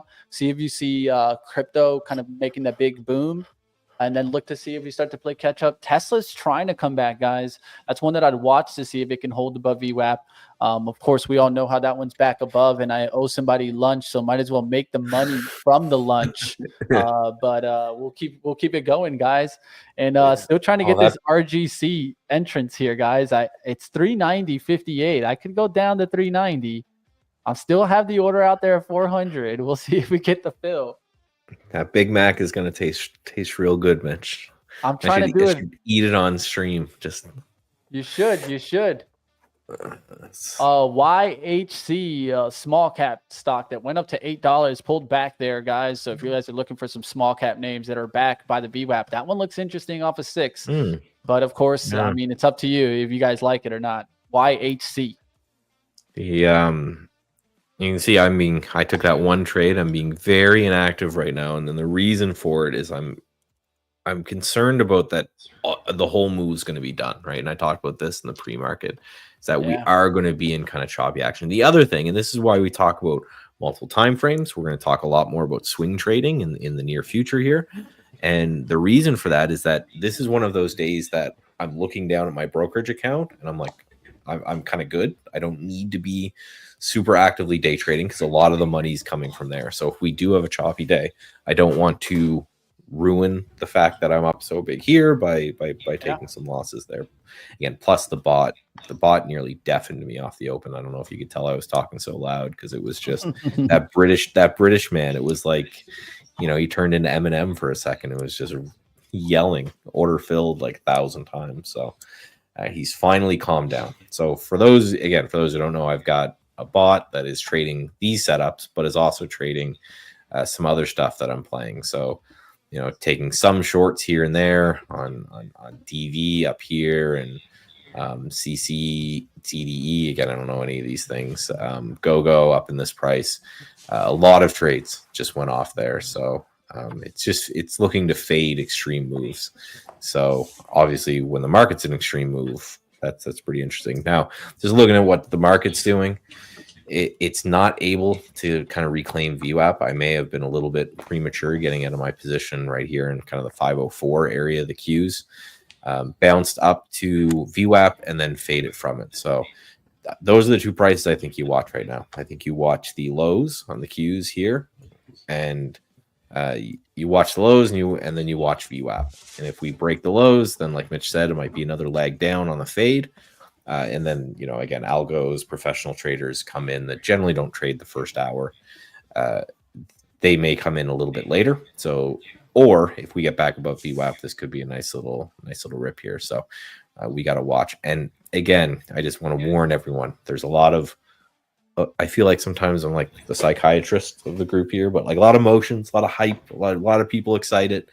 Could be one of those times that everything happened overnight and you kind of missed it. So even though you're seeing big gap numbers and big percentage up and down on your screen, just know we could be in this range, right? We could be the low of the day could be put in, and we could be below the pre-market high all day.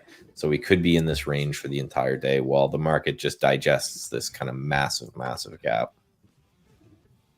And actually right here, right now, we're at just a key decision point, it looks like. Do you mind if I throw mine on the...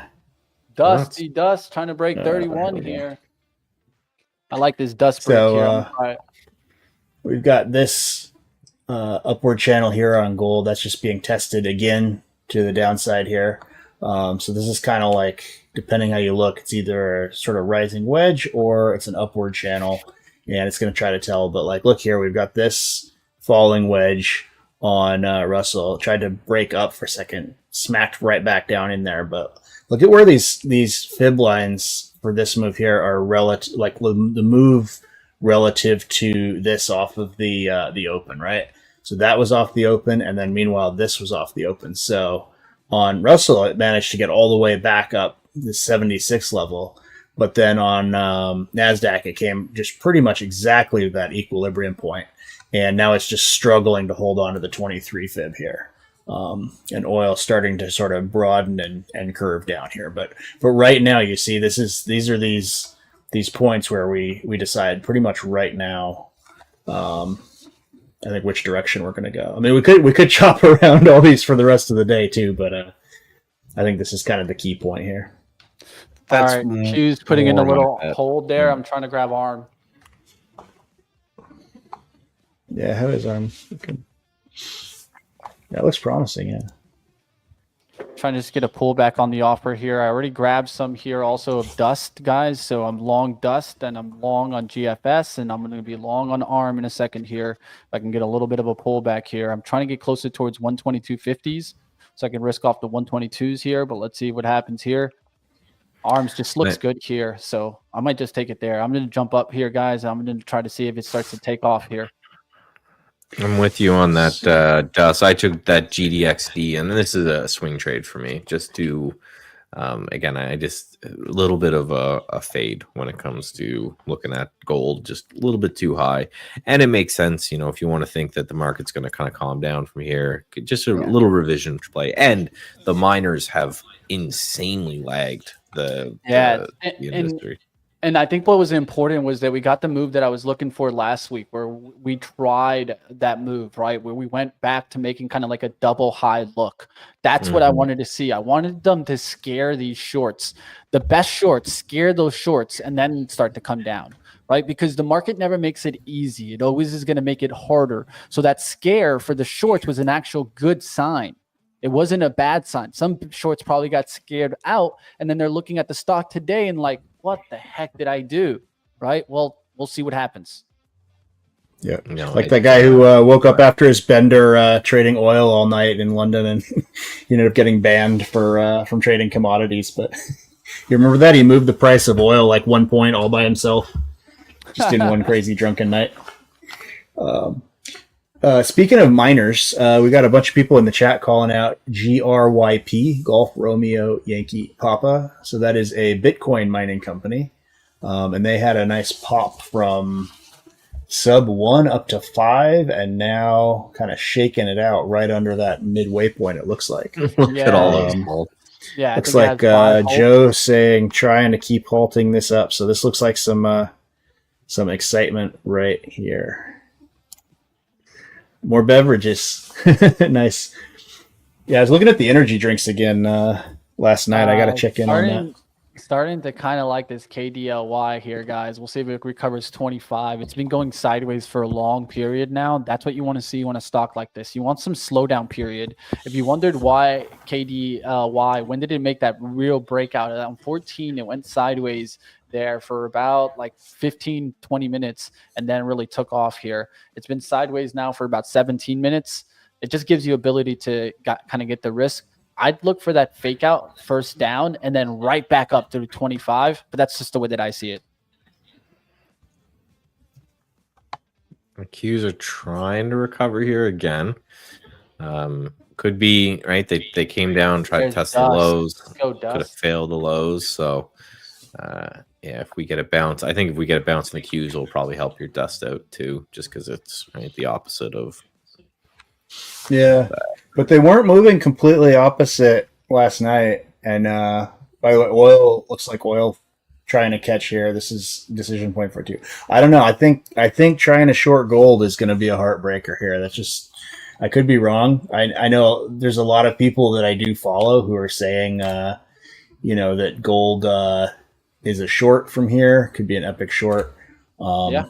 I mean, I agree it's kind of overextended right now, but I had a very painful year previously one time when I kept noticing correctly that things were overextended, but the market didn't really care that it was overextended. So, well, that's one of the things I like about Mitch's trade, right? Because instead of shorting the commodity, he's shorting the miners, and the miners have been insanely underperforming the commodity itself for like a very long time. Yes, that's true. No, I take that back. So that's I think that's I think what you look for.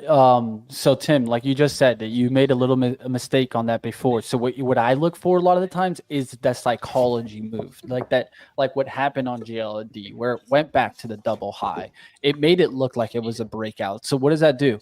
That gets longs activated again. That's the sign. That's a really good sign. Why? Because now you stomp on both sides. You stomped on the shorts. You stomped on the longs. And now the stock moves in a direction. That's what I've seen, at least in my experience, Tim. So when you think you have something... A true believer in price discovery, huh? You think now it'll find its true platonic ideal price? That's how it works sometimes, guys. Like RGC, baby. We're short. Let's go. Oh, man. You got filled? I got the 400 fill, bro. the one share? Literally one share, dude. One share, bro. I'll put this it could go $100 against you, right? It's the high of the day is 510. Sometimes we got to learn, guys. This is what you call a learning trade. Look, it's the trade that's in the green, baby. That's why I kind of wish there's I think there's a setting in Interactive Brokers. I think I have it on where instead of pricing on the last price for P&L, it does the bid or the ask. Yeah. I wish more kind of platforms and brokers had that, because sometimes you think you're having a real good time, but it's pricing at the last price and you've just got this insane spread on it. Yeah, I love now is that looks like that's a moving average, that dashed line. Is that like a super trend or something up at the top, Mitch? That dash line, that's a VWAP. Okay, yeah. So, I will use in Trader Workstation. I'll often pull that up and I'll chart.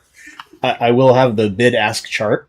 I mean, it's really useful for options sometimes that are less liquid, but even on just stocks, it's great because you can see when it widens, you can see when it narrows, and it's a totally different feeling. If you're, sometimes people, if they're reading the tape right, if they're watching the level 2, watching the time and sales, maybe it's a little bit different. But if you're looking at the chart, it's a very different feeling. If you see the bid and the ask widening, narrowing, moving up, down, you really get a sense of which direction it's shaded in, and that can tell you quite a bit. And the wicks on those also tell you quite a bit as market makers will pull their orders or what have you. So I completely agree with you on that. Looking around, guys, trying to find some stocks to trade here and continue it going. IonQ back to VWAP. That's an interesting one here. Palantir has been on the struggle. I'm looking around to see what else is making a good move here. Clean Spark is one of those. I've mentioned that. The real scammer is moving, guys. The MSTR, we'll see if this can kind of get the move back. I'm looking around out there. But let's see what's leading the market right here. Hims on my watch list on the top there, and AEVA, man, continuing. That stock just doesn't want to stop. We'll see what happens there. But looking around out there, guys, a lot of stocks making moves. Go trading, guys. It seems like there's some active action out there. That's for sure. And I am actually going to make my first trade. Oh, gold. That looks like the catch there. We'll see. Meanwhile, Russell falling out to the downside, maybe? I don't know. And NASDAQ, I don't know. But I think I'm going to make my first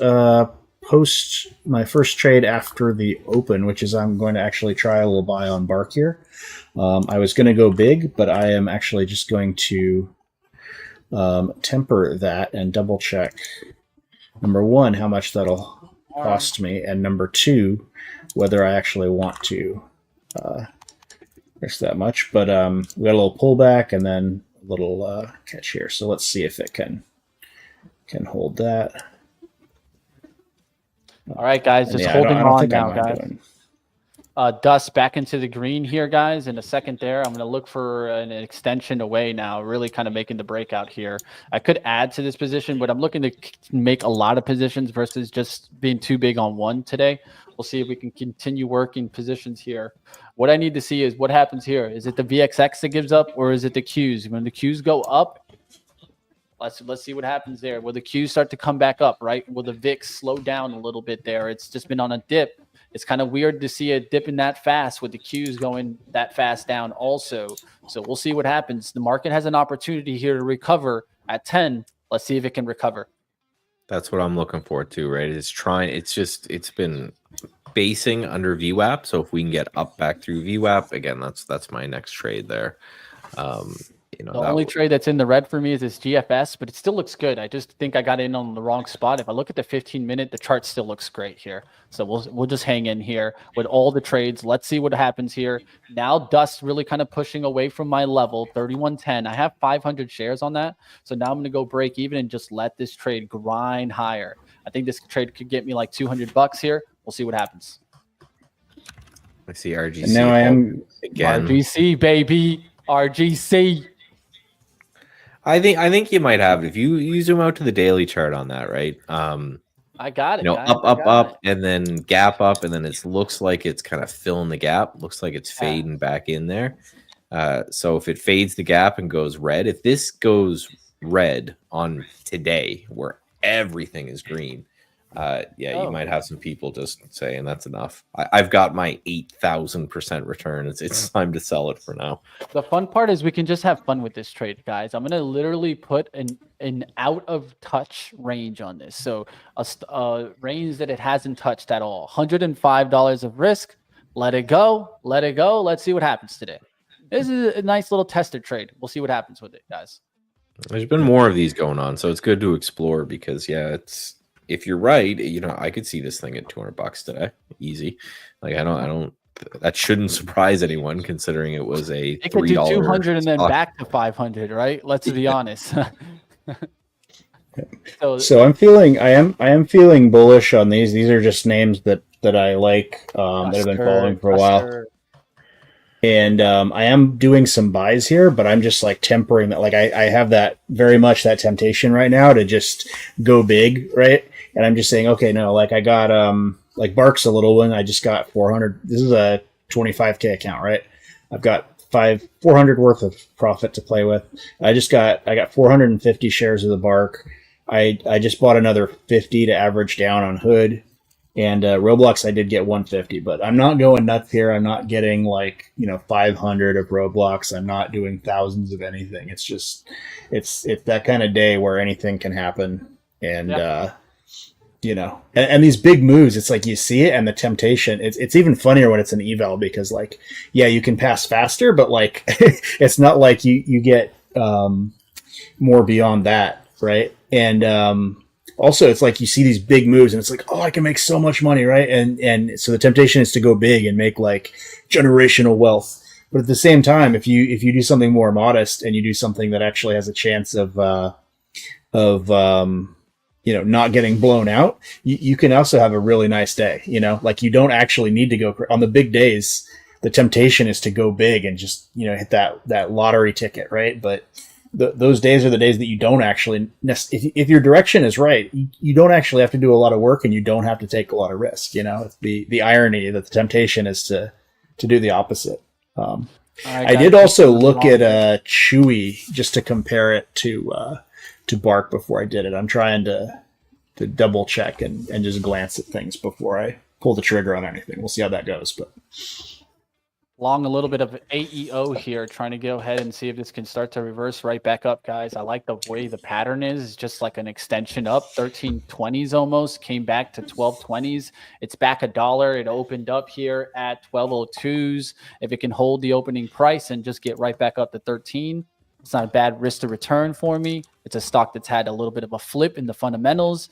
Those are the type of names that I'm looking at. ANF could be another name, has pulled back here, could get the move here. We'll see what happens on these names. Urban, this is kind of more the retail play that I talked about, maybe playing XRT here. We'll see what happens there, guys. Looks like I'm starting to get ARM in my direction. This one is one of the plays that I'm really happy I went for. Why? Because this is the exact strategy that I'm trying to systemize a little bit more of. Look what happened out the gates, right? Right before the gates, it did a huge dip towards the support. Then it starts to hold the VWAP. And once it starts to hold the VWAP, that's when I can start to activate it. That's when I start to go for it. We'll see what happens with this one. I like the daily chart also, how it's just approaching the resistance. I talked about I'm looking for stocks that are approaching those resistance. Let's see if it can break out above 125. Q's breaking VWAP here. Q's. So with the Qs, right? SPY Starting to come back.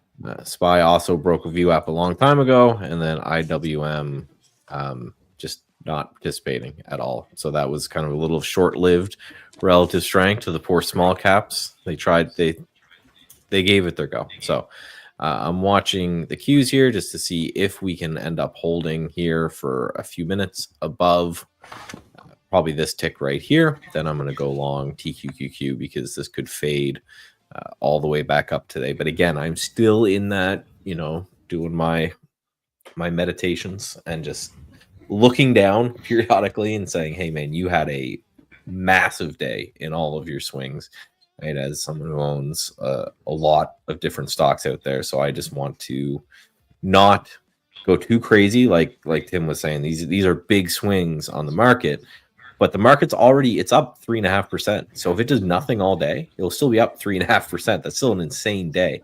And it would really suck on such a kind of monumental day like this to be, to be down and to be down big or to blow an account or something like that. So I got my couple bucks on my short. I've got a whole bunch of names on my personal account that are being day traded. And I'm just kind of waiting here. So I think the high of the day and the low of the day could probably be in for now. Until much later in the day where we actually kind of break one of these ranges. So I don't want to get chopped, right? That's what I'm trying to avoid. Yeah. All right. I will say 31 there. Got out of dust. I'll get right back in it, guys. Yep. And I will say if I can throw this on here real quick, a little bit of a potential disagreement with you here.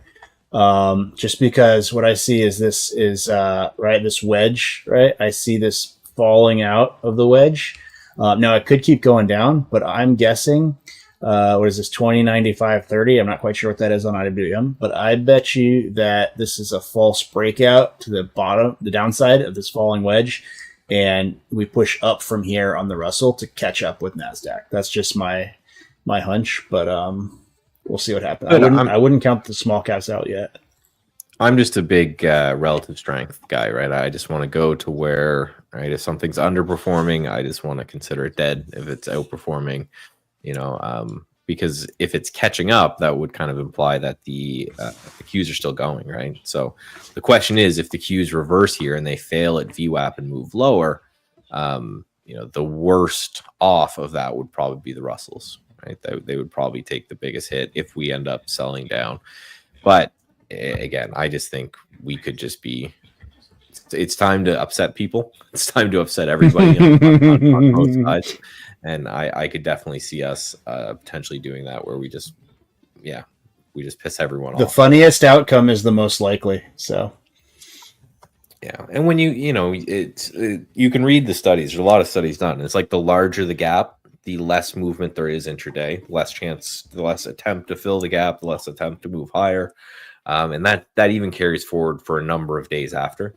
And a lot of it's just because it makes sense psychologically. If you were in today, if you were in on Friday, you're selling. If you missed it on Friday, then you're waiting for any pullback to buy. So if you have people who are selling every rip and you have people that are buying every dip, then you end up getting action that goes kind of absolutely nowhere. So, I don't want that. Right? I want some action to happen, but it could just be that this is one of those that the swing trading side of me does great and the day trading side of me does nothing if I have the patience and wherewithal to do nothing. Yeah. Nothing. And the word swings, you said a second ago too. I was just going to say, that's, and to your point about, the relative strength, like that's another thing that is nice with something like Trade the Pool, because you can do a strategy like that where you can just follow it. If the strength comes into one area, if it moves out and goes somewhere else, you can change your positions and you can follow that, without having to worry about the cash settlement or the PDT or anything like that. So, and also with the swings, right? Like if you're swinging, right? Like I will say, like, there's no reason you can't have your Trade the Pool account and then have futures or have options, right? For some of these higher risk things that you can't or don't want to hold in your Trade the Pool. Obviously, you can have the swing accounts as well, but that really gives you if you're doing great at the intraday, you're getting paid out. There's no reason you can't take some of your TTP payouts, put them into calls, puts, spreads, whatever you're going to have. Let that do your directional overnight, over the weekend for these kind of news events, and then you can just focus on the intraday moves, because you've already made some money on the big move, and you focus on the movements intraday and just keep executing on that. Keep you're not trying to play catch up, so that can be a way to, if you have something where you can have a little taste of that, then that helps keep the discipline in another area. Yeah, I'm a huge component of the more strategies, especially as someone who's who trades with bots, right? The more strategies you employ, the better. Across more instruments, across more time frames, across more. You're not as committed to anything, because you're 100% okay with anything happening, and then B, it just generally smooths out equity returns over time, right? Because it wasn't a great time to be a swing trader while the market was absolutely crashing. A lot of my, I think my account was down 10% or something at some point, but day trading bot did okay there, and vice versa, right? There'll be times where the market just gaps up like this and does nothing all day, and then maybe gaps up tomorrow and does nothing all day, and there's just no room to have good day trades. But it's a good time to be holding stocks and to be a swing trader in that environment. RGC getting a little bit back to VWAPs. That 450 is there. I'll leave it alone, guys. We'll see what happens. I did bring down the stop a little halted bit again. 80, but we'll see what happens. No, not even halting, man. This thing's not halting. He's just not trading. It gets to 0 trades, literally 0. There's nothing going through the tape at all.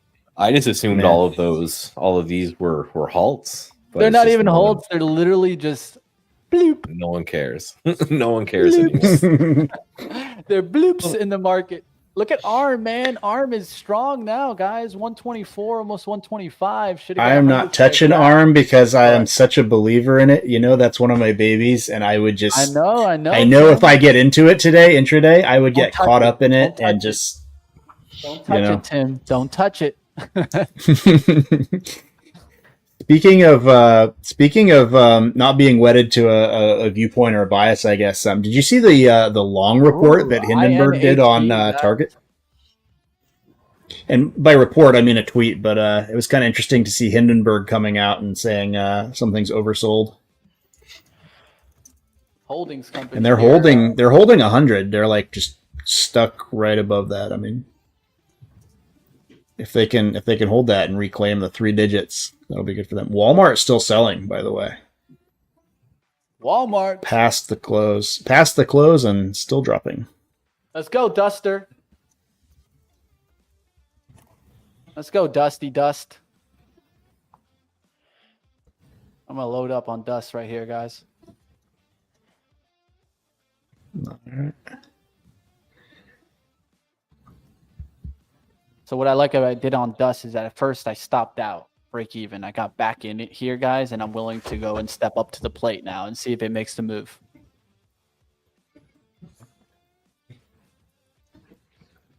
Market's coming down. VIX is starting to slow down a little bit here. We'll see what happens with the overall market. Can we get some type of bounce? It seems to me like it was the overnight traders that made the money. And haven't you heard that somewhere else here?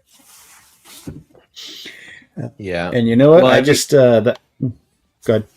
I was just saying, have you ever seen the study that, right, what happens if you buy the close and then sell the open on the SPY versus buying the open and selling the close? And by buying the close, selling the open, your returns are like quintupled. That is true. I think there's an actual ETF that started doing that, where you just invest in the ETF and then it goes and goes to cash or goes to some high interest thing during the day.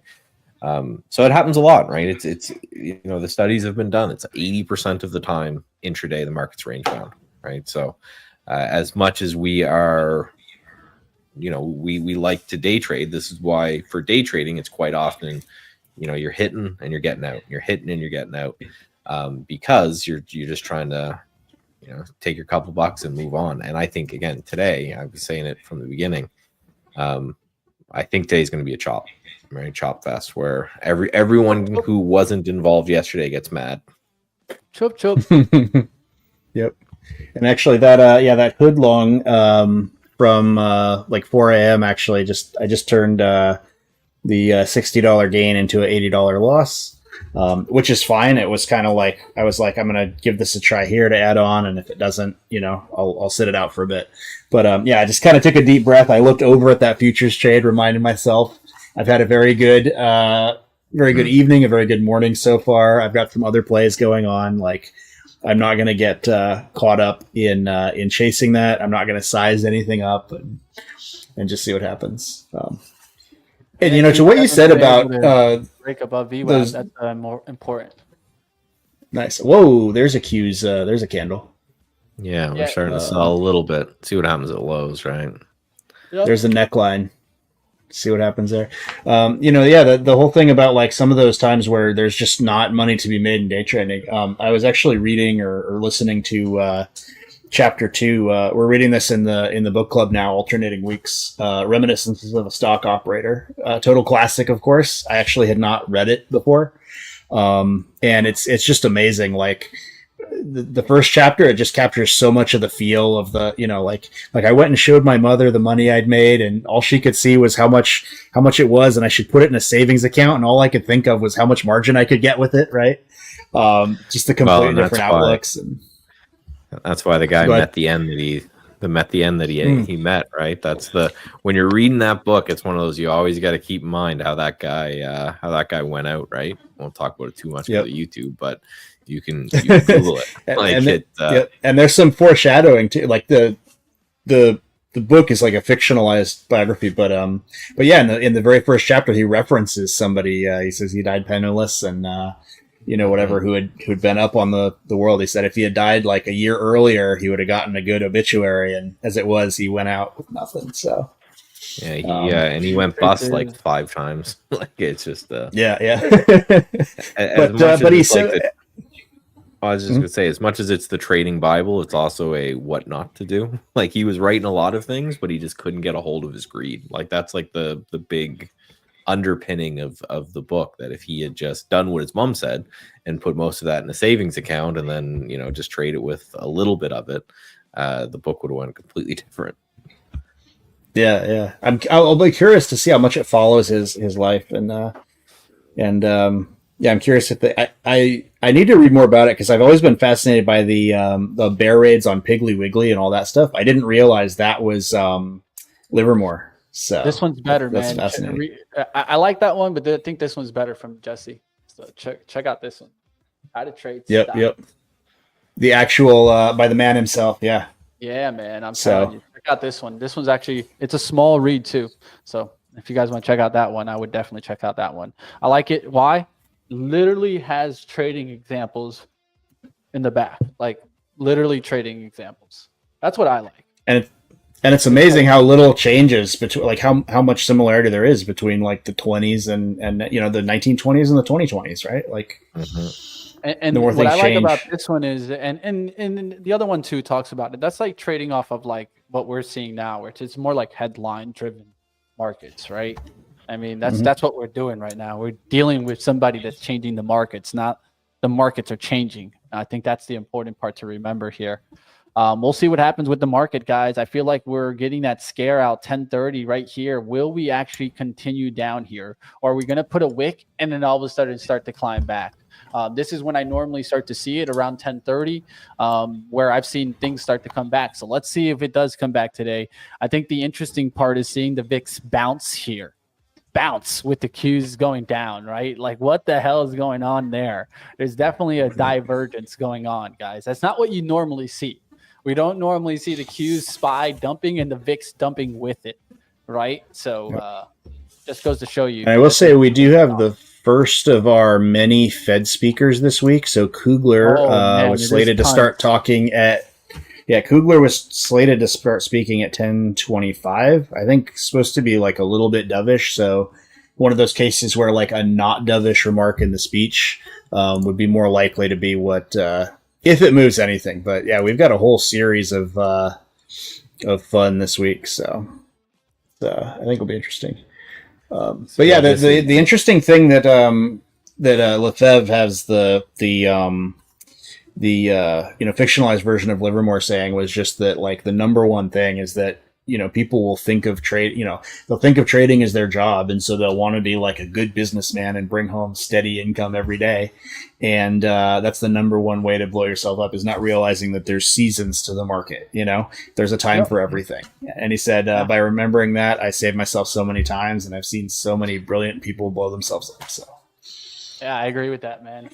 Small cap here, looking like a nice little setup. INHD here. I'm going to take a shot here. Looks like a nice little setup around the VWAP area. The only problem with this one is the spread. So be careful with the spread, but it looks interesting here. We'll see if it makes a little run. Oh, I see you pulled up that chart there too. Yeah. Stocks work best at night. That's great.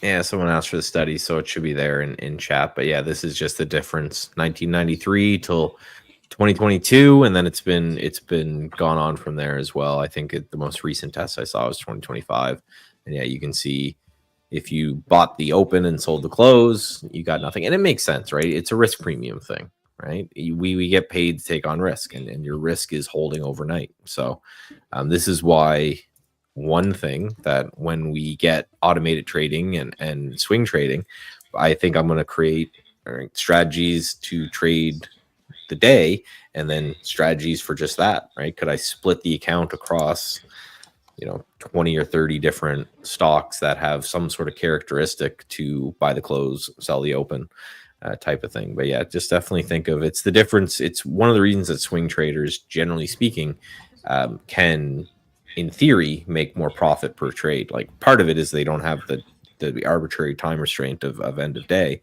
and then the other part is that again that risk premium, right? I remember when I went to economics class, the guy walks in the first day and he drew a chart on it. I just draw it here, and he said this is all you need to know about the markets, and he just did this, and he said this is risk and this is return, right? The higher risk you take, the higher return you get. And that's it. There's no way to break this chart. No one's been able to do it. So that's why efficient market frontier or whatever, right? Yeah, and that's all you're trying to do is you're trying to figure out where you want to exist on that particular market. How much risk do you want to take versus how much return do you want to potentially accept? So the people that you see trading these crazy low float stocks, they have the potential of making way more money than someone like me who's trying to trade large cap stocks. They're also taking on way more risk than that, right? So it's all aspects of trading, all aspects of finance have to abide by those very simple rules, right? And that's why this thing just exists, where you have you're going to make more money overnight, but you're susceptible to gap downs. Like the people who bought the close, just look at today, right? People who bought the close on Friday and sold the open today versus the people who bought the open and are going to sell the close. Today's a perfect example. But the people who bought the close on Friday had a risk that the talks on the weekend went horribly, and we were down 3 or 4% today, right? It's all risk premium at the end of the day. Yep, always is, man. And we'll see what happens, right? I mean, it's definitely been kind of that day where you wanted to trade a lot and you got some mean reversion there. Nothing really has happened. We just pullbacks to support. And at some point, we'll look to see if the trend changes. Q still has a low of 501 that it could approach there. And we're just going sideways here. I think the interesting part is the VIX just kind of like bouncing now. With the down action that's happening. We'll see what happens. Can we get a reversal on this 15-minute candle right back through the prior support? That's going to be back through, let's say, 503s here if it starts to work back. We actually have some mean reverting. And this was shocking. It's my mean reversion swing trading algo firing off today, which is weird. And then everything from the day trading system is short, like absolutely everything. Which doesn't surprise me, just what happened off the open there. Go, of all things, losing on, which their internet bites, those guys. What internet? Go. Go. No. But no.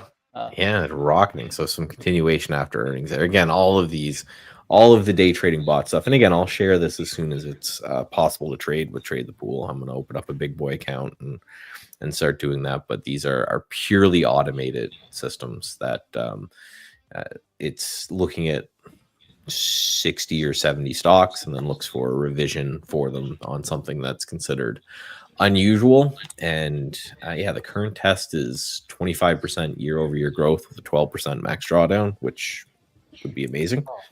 Right? Take that on a big enough amount of buying power. Right now, I'm doing it on a big enough amount of buying power, but why not do it on multiple amounts, right? So let's take just a quick look at the market, see what's going on here. The SPY is just continuing to bleed, but none of this feels dramatic, right? If you look at all these candles, if you go into like the 2-minute chart, they're not big candles. They're not sweeping. They're not big close at the high, push to the low. It's none of that.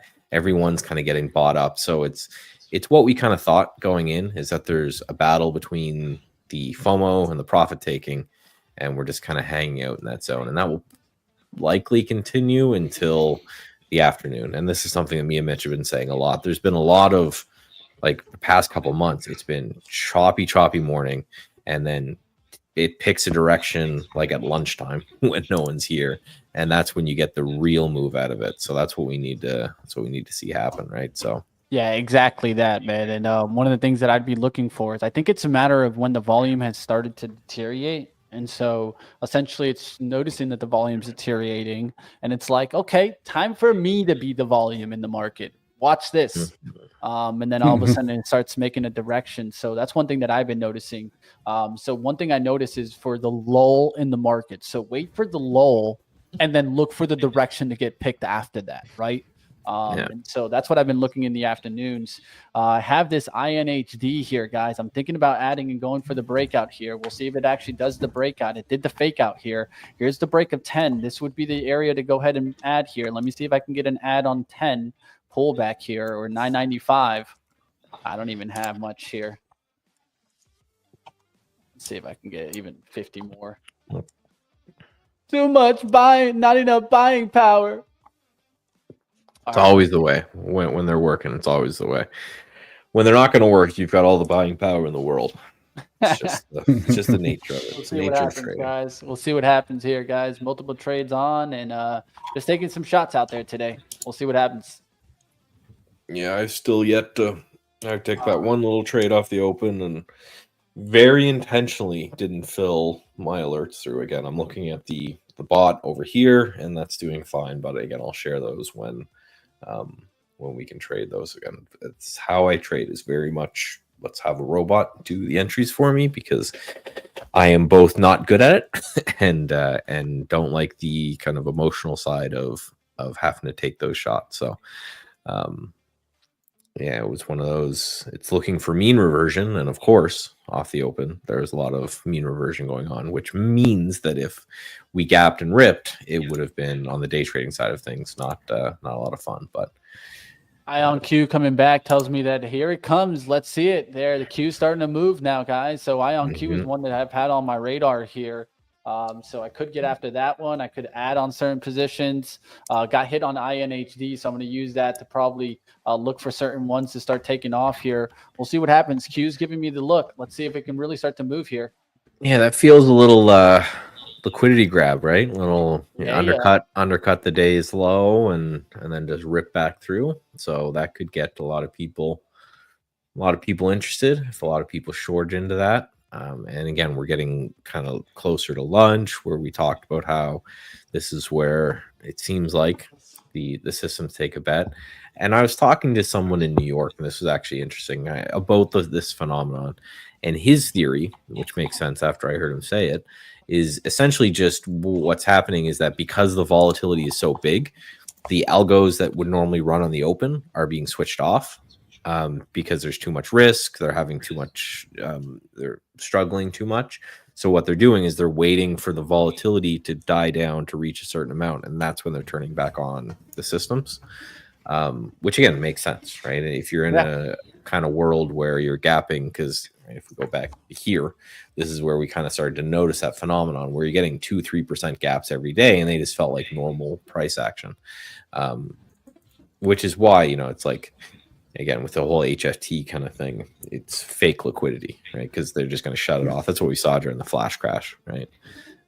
Yeah, and that was actually if you're talking the 2010 when we were reading that report in the Discord the other day, the actual SEC investigation of it, and it was super interesting. Some of the algos were actually just trigger on volume, right? So it was like when there was a lot of volume, it figured it was a good time for liquidity, so it was going to execute its trade quicker. So it ended up just dumping an entire large trade into the market in about 10 seconds, and then everything after that was all aftershocks. All right, guys. I was there. I was working in the hedge space, big on dust. Really? Yeah, I'm big on the duster.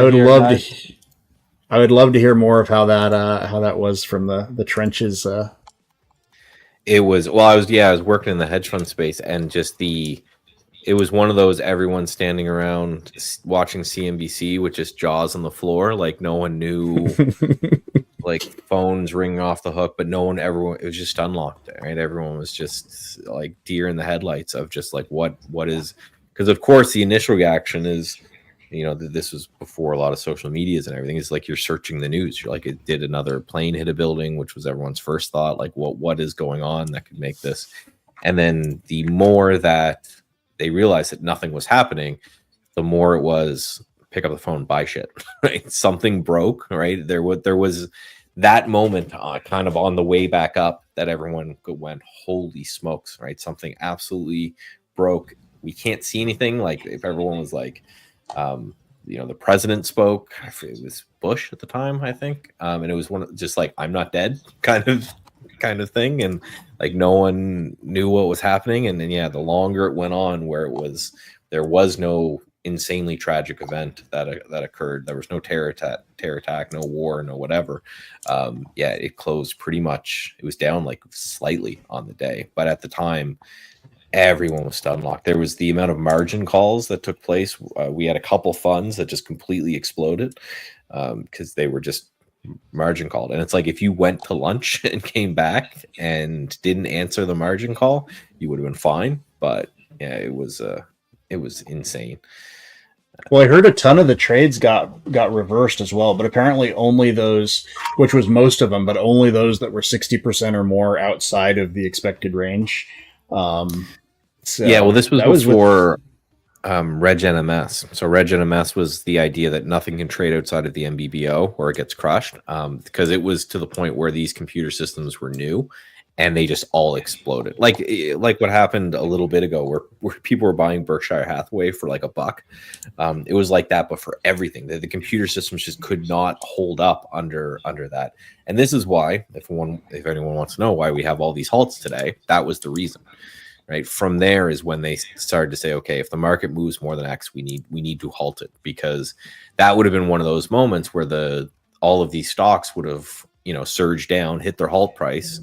Everyone takes 5 minutes, says, okay, nothing bad's happening. Some dude just hit an extra couple zeros on his terminal and cause this crash, and we just move on. So that was the first, right? That was where they really started to push and say, okay, we need to have these fail safes for if something insane happens, everyone takes a breath, we figure out what's going on and move from there. So it's one of those, probably we'll never see that, hopefully, evented again. But yeah, there was a lot of money. Like if you traded futures, you those trades were your trades, right? And you know, if they weren't insane, they were what it was, right? People shorted, made a killing, and people longed and got clobbered, and that was just a wild time anyway, because that was coming right out of 2008, where, you know, Lehman Brothers and Bear Stearns, and yeah, that was just a nuts time to be in the market, but thankfully a very profitable time to be in the market as well, which usually coincides, right? When things are crazy, they're usually the best time to make some money. All right, let's see if I can get another 20-30 cents on this Dust and get a nice $500 winner for the day. Let's go, Dust. Yeah, I've got your Dust up here. Dusting it today. Let's go, guys. Trying to bounce back here. Already bounced back with Dust here, but I'm looking for a little more. I'm looking for the breakout on the high. The high's right here. That's 31.28. Let's see if we can get the break above it. Q's getting close to VWAP. That this feels like buy program. Let me go over here. This feels very buy programmy, right? Right like, after 10:30, the wick down through the support. It came through. Have we tested the support back? No, we didn't even go back. We're on just higher low trend. So our boy Kenny, right? Say if I can.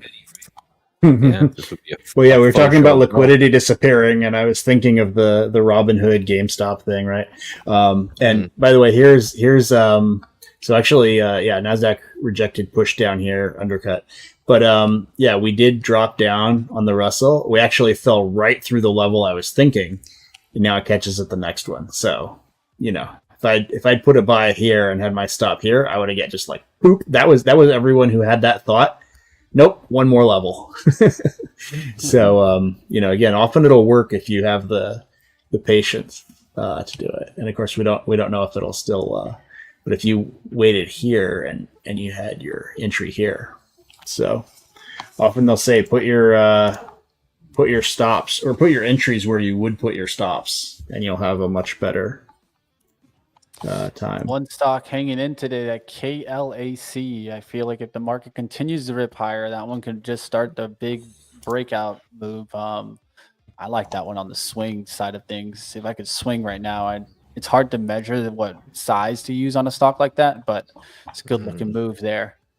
Definitely. Funko ripping. That just shows you the momentum. Of course, Funko has a lot of exposure to the tariffs, and that's making a nice move up there to 450s on the day. Ooh. Funko. Look at that. I was in a GameStop the other day, and I saw a whole table of Funko Pops on clearance. Why? What do they sell? I haven't been to GameStop in ages. Like, what do they have there? No one buys video games at a store anymore. What are they? Is it all just stuff like that, like merchandise and knickknacks and stuff? They do sell consoles. I mean, the Switch. A lot of the stuff for the Switch is physical, so they have a lot of stuff for. That, like, there's a heavy Switch thing. They do have other consoles. Soundhound AI, they have like Squishmallows and collectibles. Ooh. They have some PC equipment. And they have a lot of console accessories and stuff too, like headsets and whatever. But yeah, I really wish there were so many good ideas during all the hype that I wish they'd leaned into them. Like the idea of like a PC building station. Right, like I wanted them to have some kind of game cafe. Right, if they've got a space in every mall, like you could do so much with the physical location, but they're really focused on moving away from that. So all I'm seeing for Soundhound is an upgrade, but it's this HC win rate. This is the most scammy kind of like you see it. Google any penny stock, and you'll see these guys with an outlandish target for it. This company, I would not be surprised if it comes through the news that they get their price targets are paid for. It's like every scammy little junky company's got like a triple or a quadruple in its price. And what they, they probably like throw them all out there, and then the one that hits, they go, "See, guys, told you." Forget the extra 100 that we've had targets for that just make no sense. It's good looking daily chart though. Nice little kind of cup action here. Trying to get up to a gap. And next gap is 15. Can I get to 3150s, man? I'm on the watch, and it's one of those trades where I have to be hands off to get it to there, and I'm trying to be hands off on dust, guys. We'll see if it keeps making a move today. Yes, this is when you watch gold. Yeah, if gold crashes back through VWAP here, GLD. What's the GC? What's the future at? Yeah, so the future. Look at the futures in VWAP here, Mitch. For gold, just came up, failed. Wow. Came One up, of those. failed. Hang on to your seats and see what happens, Mitch, because it could be a nice $1,000 winner here. I'm not a big trend line guy, but right, it's bopping its hang head on. against Gotta VWAP, hang breaking on. down that trend line now. So gold. Now the question is, be- do I take the profits here on the break, right? Or do I go for the big win, right? That's the hard part. Since I'm down on the day, I'm probably going to take the money and run. But if I was up on the day or near break even, I'd probably go for the big win, right? I mean, I'm up 415 here, looking for a little more above the 3140s to the 3150s. That would give me that $600 winner. And I mean, hey, you got to run. You got to run. But let's see what happens here. Question is, why not both, right? Why not lock in a bit? Yeah. Right? Yeah. It makes sense to lock in towards the 3160. The key is, I mean, is GLD, right? Can we get a big bar down, right? Can we get a bar towards here? Or are we just going to get a little break towards 298s? That's what I'm watching here. Can I get a speed up on the volume on this sell? Can shorts get bigger on this move, and dust essentially longs come in? So I want to see offering coming on the tape, right? So we talk about sometimes level 2 action, things like that. That's what you want to see. If you're looking for things to really kind of continue and take off, you want to see people willing to take the offer. Mm-hmm. So we'll see if we can get that nice little move higher here. ARM is getting close towards I'm going to get out. I think it's just a matter of the Qs continuing back. If it does come back, then we're good. I think we also might just get a move back to 502 here, because the 15-minute candle is just playing this game like kind of sideways here. So we'll see what happens. Qs could pull back here to 502. VIX starting to come down also. VIX been coming down all day today. That's an interesting one for sure. And I know that there's some traders that have been playing the VIX meltdown, and they're winning. They're winning for sure. Q's basing under VWAP, looking like it wants to give maybe another little bull flag action, a little breakthrough potential little breakthrough VWAP there. That's an interesting. I like the fact that it got up there and then just hung out for like 10 minutes, and now it looks like it might try to look to get back through. So if that works, then that's definitely going to be good for your dust trade. Could be good for a lot of, if we get back through VWAP and we kind of solidly get back through VWAP, that could be the move that we're looking for on the day. So again, I may take a little tiny shot through there. I'm just terrified to make any trades, just because I just really think that we could just chop everybody up today. I'm just trying to hold on to my pants here. Hold on. Again, this is one of those, if you're ever battling, if it's ever really, really hard to hold on, you feed the ducks, right? You say, here's a couple shares. Thank you very much. Let me hold on to a couple more. Yeah. Just size down until you feel comfortable again. But could be one of those. Again, I talk in my book, right? Because I'm in this GDXD, and I bought this. This is a swing for me. I bought this pretty much right at this price right here. And my idea is that I think we could get back to the 6s or the 7s with it in this zone pretty easily. And if you do a weekly chart, we move pretty aggressively through that. So if we just come in to test like the mid halfway of this bar, right? Shout out to our boy Steve, who would love, like, if you look at that bar and you say with the 50% point of that bar, it's all the way up at 650. So I'm in at 4. That's pretty wild. Pretty wild trade there if I could get it, right? So, and that doesn't even get us anywhere close to any of these prices, right? But that's a 60% gain on that. So that's the trade I've got on. And I'm not saying, hey, I'm going to fade this thing all the way back up to 130 or something crazy. It's just I want to take a little bit, and that would mean on gold that it just kind of comes into this area, comes into GC. Yeah, that'd be gold retesting like 3,100. That's not a big deal. It's not a top pick by any means. Just a little revision play. So, All right, guys, we'll see what happens on that, guys. I'm still just hanging on because the trend is holding. So if the trend holds, I'll hold.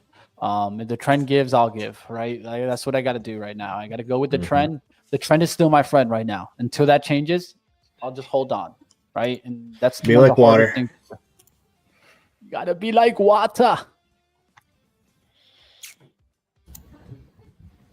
There's really nothing Angelo happening. saying, when in doubt, live the trade another day. I agree with that too, but I got a little bit more skin in the game here. I'm going for it. Let's see what happens.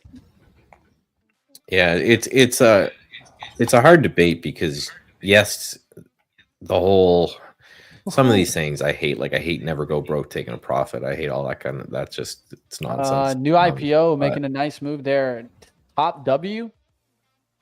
Top Win International Limited making a rip off of $4 here, guys. This was up at 13.20s when it did I think the split away from the holding company. But that's a big push there. We'll see what happens.